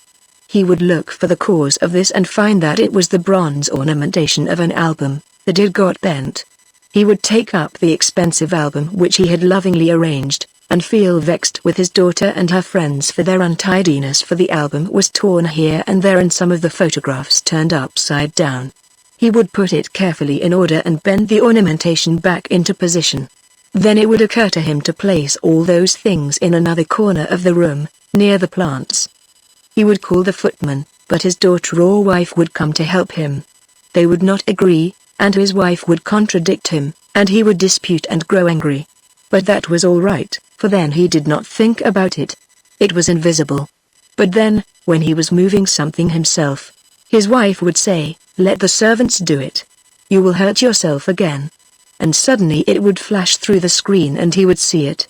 It was just a flash, and he hoped it would disappear, but he would involuntarily pay attention to his side. It sits there as before, gnawing just the same. And he could no longer forget it, but could distinctly see it looking at him from behind the flowers. What is it all for? It really is so. I lost my life over that curtain, as I might have done when storming a fort. Is that possible? How terrible and how stupid. It can't be true. It can't. But it is. He would go to his study, lie down, and again be alone with it, face to face with it. And nothing could be done with it except to look at it and shudder. Chapter 7. How it happened it is impossible to say, because it came about step by step, unnoticed, but in the 3rd month of Ivan Ilyich's illness, his wife, his daughter, his son, his acquaintances, the doctors, the servants, and above all he himself, were aware that the whole interest he had for other people was whether he would soon vacate his place, and at last release the living from the discomfort caused by his presence and be himself released from his sufferings. He slept less and less. He was given opium and hypodermic injections of morphine, but this did not relieve him. The dull depression he experienced in a somnolent condition at first gave him a little relief, but only as something new. Afterwards it became as distressing as the pain itself, or even more so. Special foods were prepared for him by the doctor's orders, but all those foods became increasingly distasteful and disgusting to him. For his excretions also special arrangements had to be made, and this was a torment to him every time, a torment from the uncleanliness, the unseemliness, and the smell, and from knowing that another person had to take part in it. But just through his most unpleasant matter, Ivan Ilyich obtained comfort. Gerasim, the butler's young assistant, always came in to carry the things out. Gerasim was a clean, fresh peasant lad, grown stout on town food and always cheerful and bright. At first the sight of him, in his clean Russian peasant costume, engaged on that disgusting task, embarrassed Ivan Ilyich. Once when he got up from the commode too weak to draw up his trousers, he dropped into a soft armchair and looked with horror at his bare, enfeebled thighs with the muscles so sharply marked on them. Gerasim, with a firm light tread, his heavy boots emitting a pleasant smell of tar and fresh winter air, came in wearing a clean Hessian apron, the sleeves of his print shirt tucked up over his strong bare young arms, and refraining from looking at his sick master out of consideration for his feelings, and restraining the joy of life that beamed from his face, he went up to the commode. "Gerasim," said Ivan Ilyich in a weak voice. Gerasim started, evidently afraid he might have committed some blunder, and with a rapid movement turned his fresh, kind, simple young face, which just showed the first downy signs of a beard. "Yes, sir, that must be very unpleasant for you." You must forgive me. I am helpless. Oh, why, sir?" And Gerasim's eyes beamed and he showed his glistening white teeth. "What's a little trouble? It's a case of illness with you, sir." And his deft strong hands did their accustomed task, and he went out of the room stepping lightly. 5 minutes later he as lightly returned. Ivan Ilyich was still sitting in the same position in the armchair. "Gerasim," he said when the latter had replaced the freshly washed utensil. "Please come here and help me." Gerasim went up to him. "Lift me up. It is hard for me to get up, and I have sent Dmitri away." Gerasim went up to him, grasped his master with his strong arms deftly but gently, in the same way that he stepped, lifted him, supported him with one hand, and with the other drew up his trousers and would have set him down again, but Ivan Ilyich asked to be led to the sofa. Gerasim, without an effort and without apparent pressure, led him, almost lifting him, to the sofa and placed him on it. "Thank you. How easily and well you do it all." Gerasim smiled again and turned to leave the room. But Ivan Ilyich felt his presence such a comfort that he did not want to let him go. "One thing more. Please move up the chair." "No, the other one under my feet. It is easier for me when my feet are raised." Gerasim brought the chair, set it down gently in place, and raised Ivan Ilych's legs on it. It seemed to Ivan Ilyich that he felt better while Gerasim was holding up his legs. "It's better when my legs are higher," he said. "Place that cushion under them." Gerasim did so. He again lifted the legs and placed them, and again Ivan Ilyich felt better while Gerasim held his legs. When he set them down, Ivan Ilyich fancied he felt worse. "Gerasim," he said. "Are you busy now?" "Not at all, sir," said Gerasim, who had learnt from the townsfolk how to speak to gentlefolk. "What have you still to do?" "What have I to do? I've done everything except chopping the logs for tomorrow." "Then hold my legs up a bit higher." "Can you?" "Of course I can." "Why not?"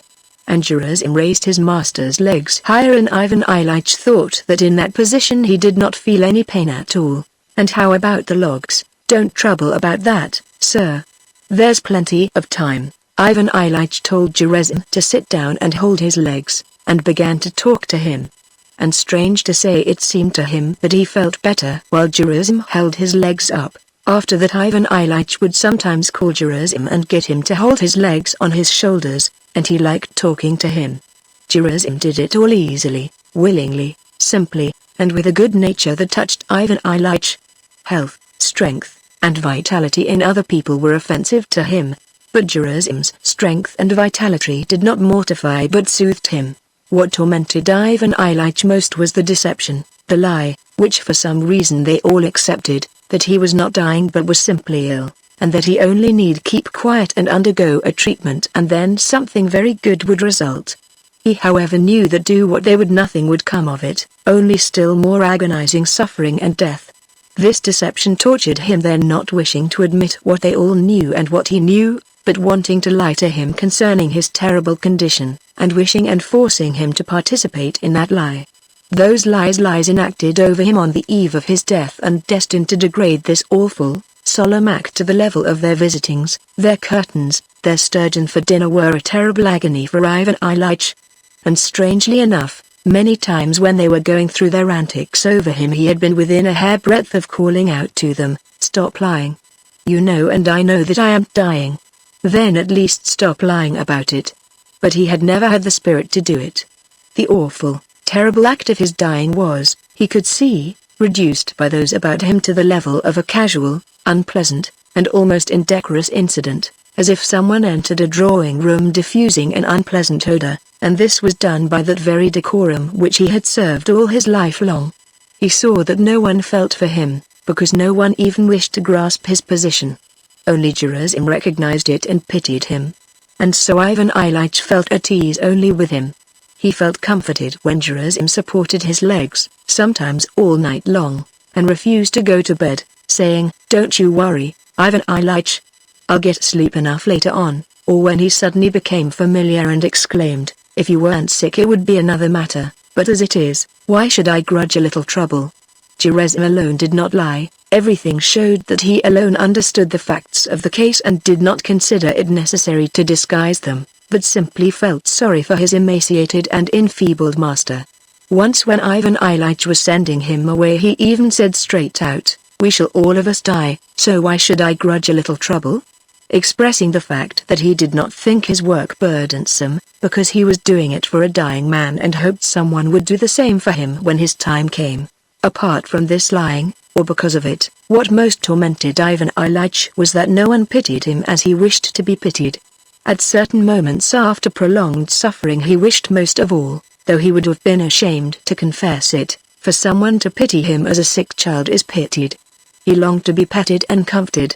He knew he was an important functionary, that he had a beard turning grey, and that therefore what he longed for was impossible, but still he longed for it. And in Gerasim's attitude towards him there was something akin to what he wished for, and so that attitude comforted him. Ivan Ilyich wanted to weep, wanted to be petted and cried over, and then his colleague Shebek would come, and instead of weeping and being petted, Ivan Ilyich would assume a serious, severe, and profound air, and by force of habit would express his opinion on a decision of the Court of Cassation and would stubbornly insist on that view. This falsity around him and within him did more than anything else to poison his last days. Chapter 8. It was morning. He knew it was morning because Gerasim had gone, and Peter the footman had come and put out the candles, drawn back one of the curtains, and begun quietly to tidy up. Whether it was morning or evening, Friday or Sunday, made no difference. It was all just the same, the gnawing, unmitigated, agonizing pain, never ceasing for an instant, the consciousness of life inexorably waning but not yet extinguished, the approach of that ever-dreaded and hateful death which was the only reality, and always the same falsity. What were days, weeks, hours? In such a case, "Will you have some tea, sir?" He wants things to be regular, and wishes the gentlefolk to drink tea in the morning, thought Ivan Ilyich, and only said no. "Wouldn't you like to move onto the sofa, sir? He wants to tidy up the room, and I'm in the way. I am uncleanliness and disorder," he thought, and said only, "No, leave me alone." The man went on bustling about. Ivan Ilyich stretched out his hand. Peter came up, ready to help. "What is it, sir?" "My watch." Peter took the watch which was close at hand and gave it to his master. 8:30. "Are they up?" "No, sir, except Vladimir Ivanovich, who has gone to school. Praskovya Fedorovna ordered me to wake her if you asked for her." "Shall I do so?" "No, there's no need to." "Perhaps I'd better have some tea," he thought, and added aloud, "Yes, bring me some tea." Peter went to the door, but Ivan Ilyich dreaded being left alone. "How can I keep him here?" "Oh yes, my medicine." "Peter, give me my medicine." "Why not? Perhaps it may still do some good." He took a spoonful and swallowed it. "No, it won't help.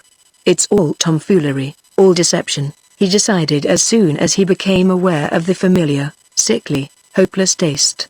"No, I can't believe in it any longer. But the pain, why this pain? If it would only cease just for a moment." And he moaned. Peter turned towards him.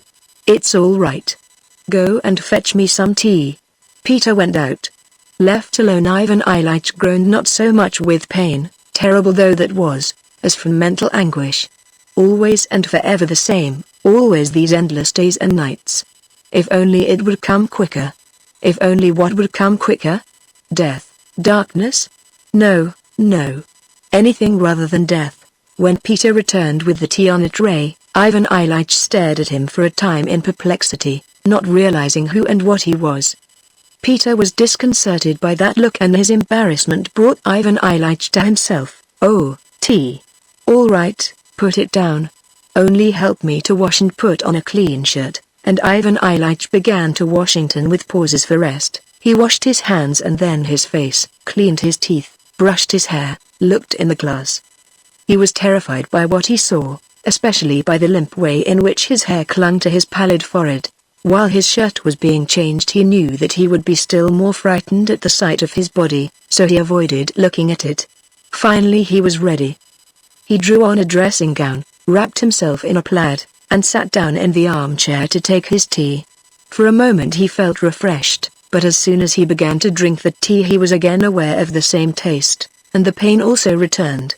He finished it with an effort, and then lay down stretching out his legs, and dismissed Peter. Always the same. Now a spark of hope flashes up, then a sea of despair rages, and always pain, always pain, always despair, and always the same. When alone he had a dreadful and distressing desire to call someone, but he knew beforehand that with others present it would be still worse. Another dose of morphine to lose consciousness. I will tell him, the doctor, that he must think of something else. It's impossible, impossible, to go on like this. An hour and another pass like that. But now there is a ring at the doorbell. Perhaps it's the doctor? It is. He comes in fresh, hearty, plump, and cheerful, with that look on his face that seems to say, there now, you're in a panic about something. But we'll arrange it all for you directly. The doctor knows this expression is out of place here, but he has put it on once for all and can't take it off like a man who has put on a frock coat in the morning to pay a round of calls. The doctor rubs his hands vigorously and reassuringly. Brrr. How cold it is. There's such a sharp frost, just let me warm myself. He says, as if it were only a matter of waiting till he was warm, and then he would put everything right. Well now, how are you? Ivan Ilyich feels that the doctor would like to say, well, how are our affairs? But that even he feels that this would not do, and says instead, what sort of a night have you had? Ivan Ilyich looks at him as much as to say, are you really never ashamed of lying? But the doctor does not wish to understand this question, and Ivan Ilyich says, just as terrible as ever. The pain never leaves me and never subsides. If only something, yes, you sick people are always like that. There, now I think I am warm enough. Even Praskovya Fedorovna, who is so particular, could find no fault with my temperature. Well, now I can say good morning, and the doctor presses his patient's hand, then dropping his former playfulness, he begins with a most serious face to examine the patient, feeling his pulse and taking his temperature, and then begins the sounding and auscultation. Ivan Ilyich knows quite well and definitely that all this is nonsense and pure deception, but when the doctor, getting down on his knee, leans over him, putting his ear first higher then lower, and performs various gymnastic movements over him with a significant expression on his face, Ivan Ilyich submits to it all as he used to submit to the speeches of the lawyers, though he knew very well that they were all lying and why they were lying. The doctor, kneeling on the sofa, is still sounding him when Praskovya Fedorovna's silk dress rustles at the door and she is heard scolding Peter for not having let her know of the doctor's arrival. She comes in, kisses her husband, and at once proceeds to prove that she has been up a long time already, and only owing to a misunderstanding failed to be there when the doctor arrived. Ivan Ilyich looks at her, scans her all over, sets against her the whiteness and plumpness and cleanness of her hands and neck, the gloss of her hair, and the sparkle of her vivacious eyes. He hates her with his whole soul. And the thrill of hatred he feels for her makes him suffer from her touch. Her attitude towards him and his diseases is still the same. Just as the doctor had adopted a certain relation to his patient which he could not abandon, so had she formed one towards him that he was not doing something he ought to do and was himself to blame, and that she reproached him lovingly for this and she could not now change that attitude. You see, he doesn't listen to me and doesn't take his medicine at the proper time. And above all, he lies in a position that is no doubt bad for him with his legs up. She described how he made Gerasim hold his legs up. The doctor smiled with a contemptuous affability that said, "What's to be done? These sick people do have foolish fancies of that kind, but we must forgive them." When the examination was over, the doctor looked at his watch, and then Praskovya Fedorovna announced to Ivan Ilyich that it was of course as he pleased, but she had sent today for a celebrated specialist who would examine him and have a consultation with Michael Danilovich. "Please don't raise any objections. I am doing this for my own sake," she said ironically, letting it be felt that she was doing it all for his sake and only said this to leave him no right to refuse. He remained silent, knitting his brows. He felt that he was surrounded and involved in a mesh of falsity that it was hard to unravel anything. Everything she did for him was entirely for her own sake, and she told him she was doing for herself what she actually was doing for herself, as if that was so incredible that he must understand the opposite. At 11:30 the celebrated specialist arrived. Again the sounding began and the significant conversations in his presence and in another room, about the kidneys and the appendix, and the questions and answers, with such an air of importance that again, Instead of the real question of life and death which now alone confronted him, the question arose of the kidney and appendix which were not behaving as they ought to and would now be attached by Michael Danilovich and the specialist and forced to amend their ways. The celebrated specialist took leave of him with a serious though not hopeless look, and in reply to the timid question Ivan Ilyich, with eyes glistening with fear and hope, put to him as to whether there was a chance of recovery, said that he could not vouch for it but there was a possibility. The look of hope with which Ivan Ilyich watched the doctor out was so pathetic that Praskovya Fedorovna, seeing it, even wept as she left the room to hand the doctor his fee. The gleam of hope kindled by the doctor's encouragement did not last long. The same room, the same pictures, curtains, wallpaper, medicine bottles, were all there, and the same aching suffering body, and Ivan Ilyich began to moan. They gave him a subcutaneous injection and he sank into oblivion. It was twilight when he came to. They brought him his dinner and he swallowed some beef tea with difficulty, and then everything was the same again and night was coming on. After dinner, at 7 o'clock, Praskovya Fedorovna came into the room in evening dress, her full bosom pushed up by her corset, and with traces of powder on her face. She had reminded him in the morning that they were going to the theater. Sarah Bernhardt was visiting the town and they had a box, which he had insisted on their taking. Now he had forgotten about it and her toilet offended him, but he concealed his vexation when he remembered that he had himself insisted on their securing a box and going because it would be an instructive and aesthetic pleasure for the children. Praskovya Fedorovna came in, self-satisfied but yet with a rather guilty air.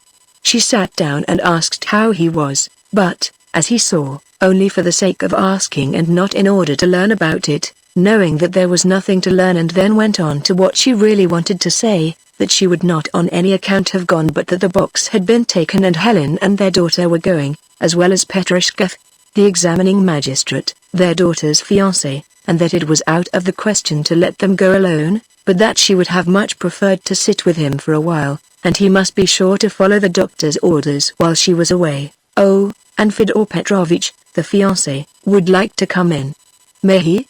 And Lisa? All right. Their daughter came in full evening dress, her fresh young flesh exposed, making a show of that very flesh which in his own case caused so much suffering, strong, healthy, evidently in love, and impatient with illness, suffering, and death, because they interfered with her happiness. Fyodor Petrovich came in too, in evening dress, his hair curled a la capou, a tight stiff collar round his long sinewy neck, an enormous white shirt front and narrow black trousers tightly stretched over his strong thighs.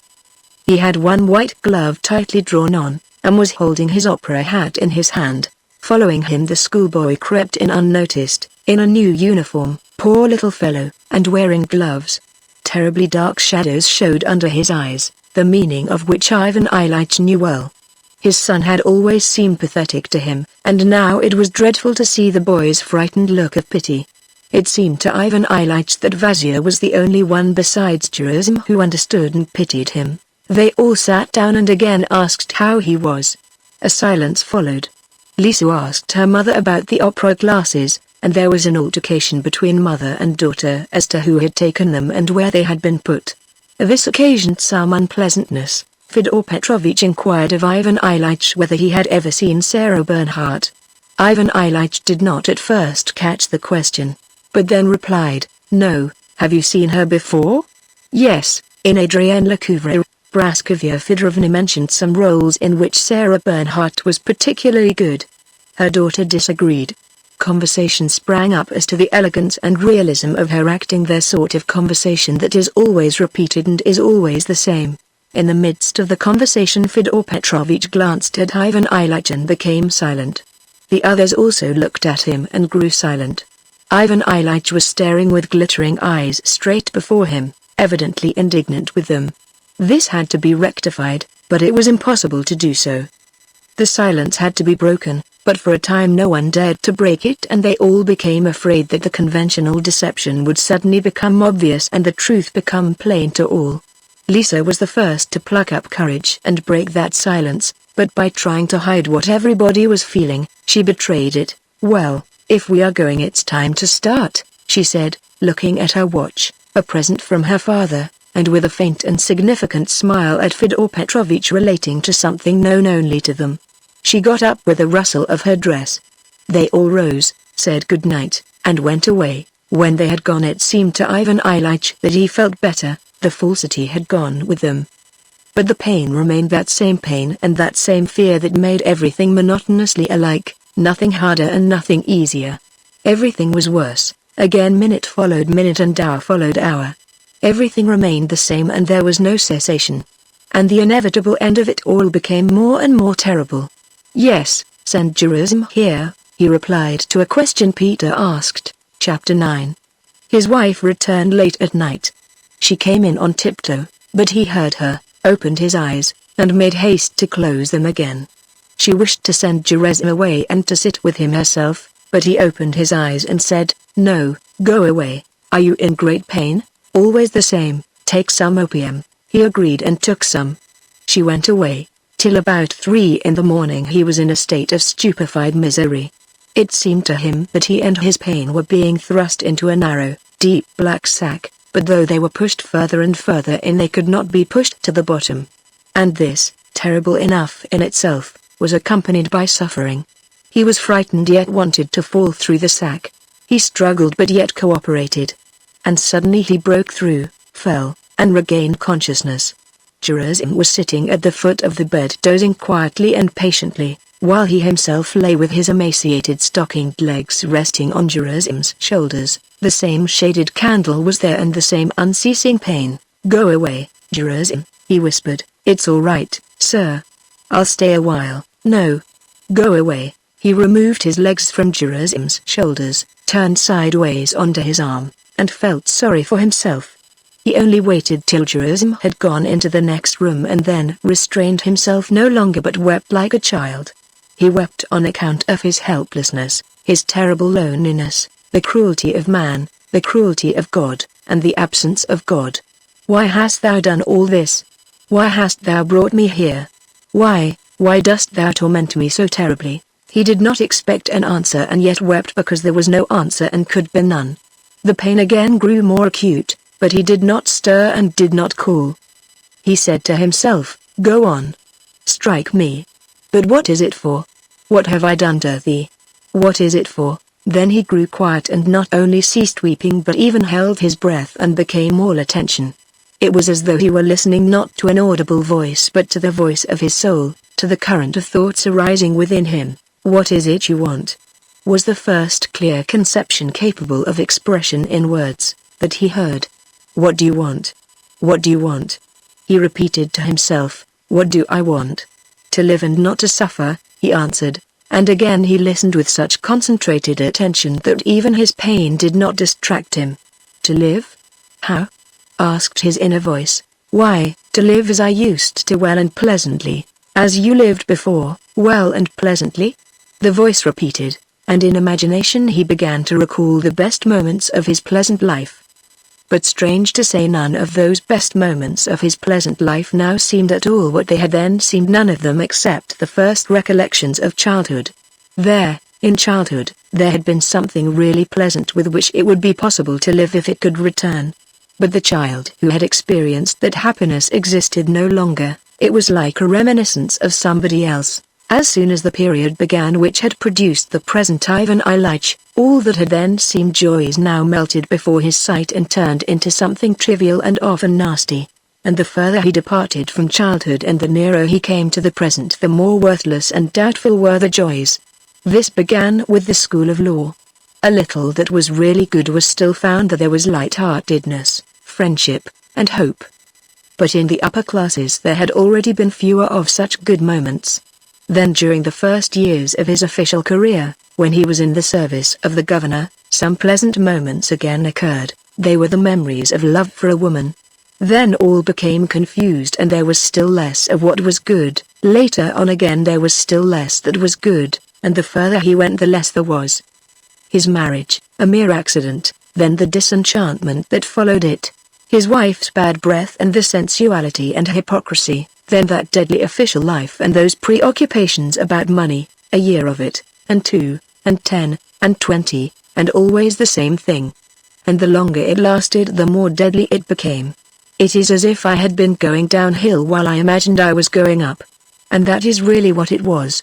I was going up in public opinion, but to the same extent life was ebbing away from me. And now it is all done and there is only death. Then what does it mean? Why? It can't be that life is so senseless and horrible. But if it really has been so horrible and senseless, why must I die and die in agony? There is something wrong. Maybe I did not live as I ought to have done, it suddenly occurred to him. But how could that be, when I did everything properly? He replied, and immediately dismissed from his mind this, the sole solution of all the riddles of life and death, as something quite impossible. Then what do you want now? To live? Live how? Live as you lived in the law courts when the usher proclaimed the judge is coming. The judge is coming, the judge. He repeated to himself. Here he is, the judge. But I am not guilty. He exclaimed angrily. What is it for? And he ceased crying, but turning his face to the wall continued to ponder on the same question, why, and for what purpose, is there all this horror? But however much he pondered he found no answer. And whenever the thought occurred to him, as it often did, that it all resulted from his not having lived as he ought to have done, he at once recalled the correctness of his whole life and dismissed so strange an idea. Chapter 10. Another fortnight passed. Ivan Ilyich now no longer left his sofa. He would not lie in bed but lay on the sofa, facing the wall nearly all the time. He suffered ever the same unceasing agonies and in his loneliness pondered always on the same insoluble question, what is this? Can it be that it is death? And the inner voice answered, yes, it is death. Why these sufferings? And the voice answered, for no reason, they just are so. Beyond and besides this there was nothing. From the very beginning of his illness, ever since he had first been to see the doctor, Ivan Ilyich's life had been divided between two contrary and alternating moods. Now it was despair and the expectation of this uncomprehended and terrible death, and now hope and an intently interested observation of the functioning of his organs. Now before his eyes there was only a kidney or an intestine that temporarily evaded its duty, and now only that incomprehensible and dreadful death from which it was impossible to escape. These two states of mind had alternated from the very beginning of his illness, but the further it progressed the more doubtful and fantastic became the conception of the kidney, and the more real the sense of impending death. He had but to call to mind what he had been 3 months before and what he was now, to call to mind with what regularity he had been going downhill, for every possibility of hope to be shattered. Latterly, during the loneliness in which he found himself as he lay facing the back of the sofa, a loneliness in the midst of a populous town and surrounded by numerous acquaintances and relations, but that yet could not have been more complete anywhere either at the bottom of the sea or under the earth. During that terrible loneliness Ivan Ilyich had lived only in memories of the past. Pictures of his past rose before him one after another. They always began with what was nearest in time and then went back to what was most remote to his childhood and rested there. If he thought of the stewed prunes that had been offered him that day, his mind went back to the raw shriveled French plums of his childhood, their peculiar flavor and the flow of saliva when he sucked their stones, and along with the memory of that taste came a whole series of memories of those days, his nurse, his brother, and their toys. No, I mustn't think of that. It is too painful, Ivan Ilyich said to himself, and brought himself back to the present, to the button on the back of the sofa and the creases in its morocco. Morocco is expensive, but it does not wear well. There had been a quarrel about it. It was a different kind of quarrel and a different kind of morocco that time when we tore father's portfolio and were punished, and mama brought us some tarts. And again his thoughts dwelt on his childhood, and again it was painful and he tried to banish them and fix his mind on something else. Then again, together with that chain of memories, another series passed through his mind of how his illness had progressed and grown worse. There also, the further back he looked, the more life there had been. There had been more of what was good in life and more of life itself. The two merged together. Just as the pain went on getting worse and worse, so my life grew worse and worse, he thought. There is one bright spot there at the back, at the beginning of life, and afterwards all becomes blacker and blacker and proceeds more and more rapidly in inverse ratio to the square of the distance from death, thought Ivan Ilyich. And the example of a stone falling downwards with increasing velocity entered his mind. Life, a series of increasing sufferings, flies further and further towards its end, the most terrible suffering. I am flying. He shuddered, shifted himself, and tried to resist, but was already aware that resistance was impossible, and again, with eyes weary of gazing but unable to cease seeing what was before them, he stared at the back of the sofa and waited, awaiting the dreadful fall and shock and destruction. Resistance is impossible, he said to himself. If I could only understand what it is all for. But that too is impossible. An explanation would be possible if it could be said that I have not lived as I ought to. But it is impossible to say that, and he remembered all the legality, correctitude, and propriety of his life. That at any rate can certainly not be admitted, he thought, and his lips smiled ironically as if someone could see that smile and be taken in by it. There is no explanation. Agony, death. What for? Chapter 11. Another 2 weeks went by in this way, and during that fortnight an event occurred that Ivan Ilyich and his wife had desired. Petrushka formally proposed. It happened in the evening. The next day Praskovya Fedorovna came into her husband's room considering how best to inform him of it, but that very night there had been a fresh change for the worse in his condition. She found him still lying on the sofa but in a different position. He lay on his back, groaning and staring fixedly straight in front of him. She began to remind him of his medicines, but he turned his eyes towards her with such a look that she did not finish what she was saying. So great an animosity, to her in particular, did that look express. For Christ's sake, let me die in peace, he said. She would have gone away, but just then their daughter came in and went up to say good morning. He looked at her as he had done at his wife, and in reply to her inquiry about his health said dryly that he would soon free them all of himself. They were both silent, and after sitting with him for a while went away. Is it our fault? Lisa said to her mother. It's as if we were to blame. I am sorry for Papa, but why should we be tortured? The doctor came at his usual time.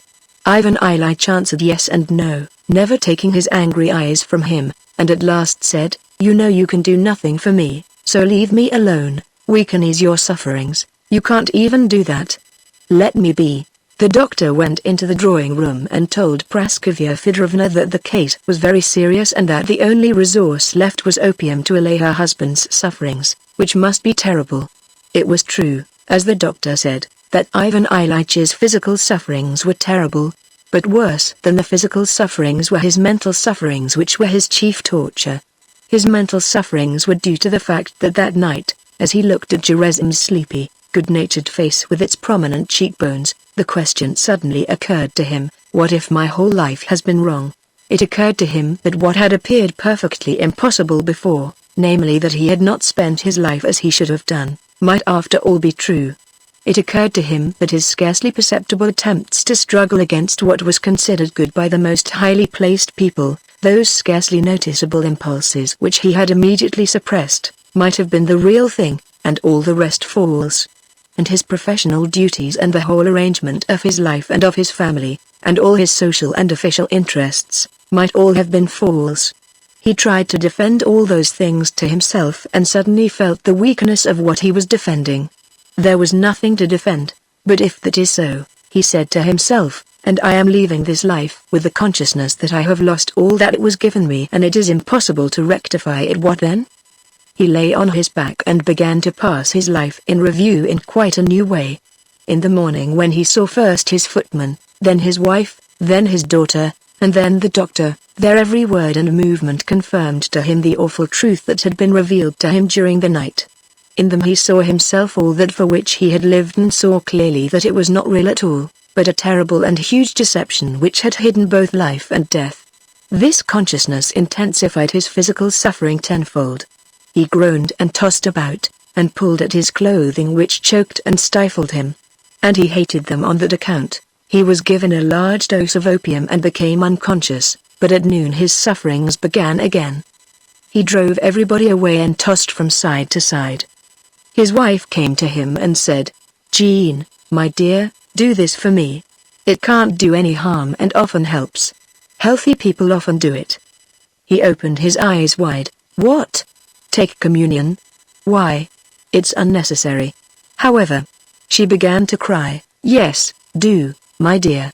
I'll send for our priest. He is such a nice man, All right. Very well, he muttered. When the priest came and heard his confession, Ivan Ilyich was softened and seemed to feel a relief from his doubts and consequently from his sufferings, and for a moment there came a ray of hope. He again began to think of the vermiform appendix and the possibility of correcting it. He received the sacrament with tears in his eyes. When they laid him down again afterwards he felt a moment's ease, and the hope that he might live awoke in him again. He began to think of the operation that had been suggested to him. To live. I want to live, he said to himself. His wife came in to congratulate him after his communion, and when uttering the usual conventional words she added, "You feel better, don't you?" Without looking at her he said yes. Her dress, her figure, the expression of her face, the tone of her voice, all revealed the same thing. This is wrong, it is not as it should be. All you have lived for and still live for is falsehood and deception, hiding life and death from you. And as soon as he admitted that thought, his hatred and his agonizing physical suffering again sprang up, and with that suffering a consciousness of the unavoidable, approaching end. And to this was added a new sensation of grinding shooting pain and a feeling of suffocation. The expression of his face when he uttered that yes was dreadful.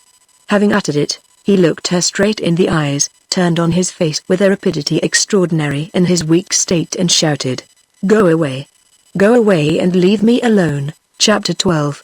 From that moment the screaming began that continued for 3 days, and was so terrible that one could not hear it through 2 closed doors without horror. At the moment he answered his wife he realized that he was lost, that there was no return, that the end had come, the very end, and his doubts were still unsolved and remained doubts. "Oh! Oh! Oh!" he cried in various intonations.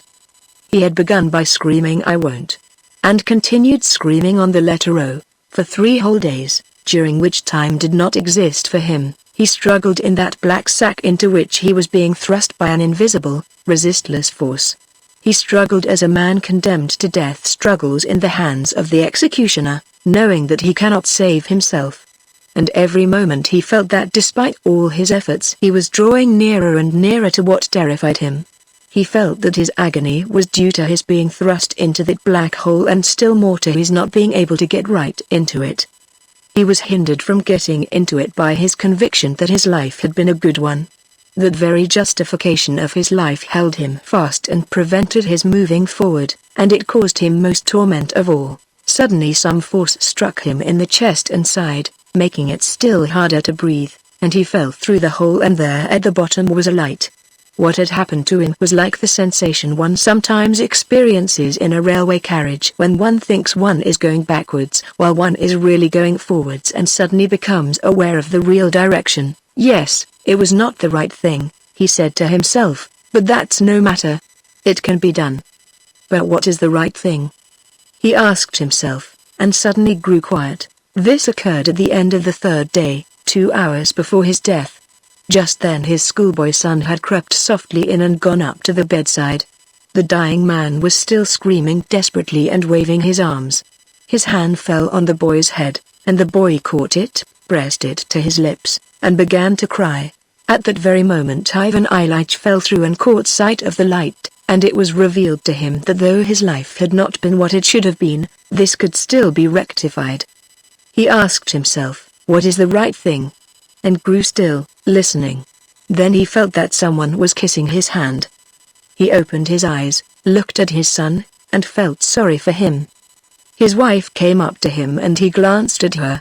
She was gazing at him open-mouthed, with undried tears on her nose and cheek and a despairing look on her face. He felt sorry for her too. Yes, I am making them wretched, he thought. They are sorry, but it will be better for them when I die.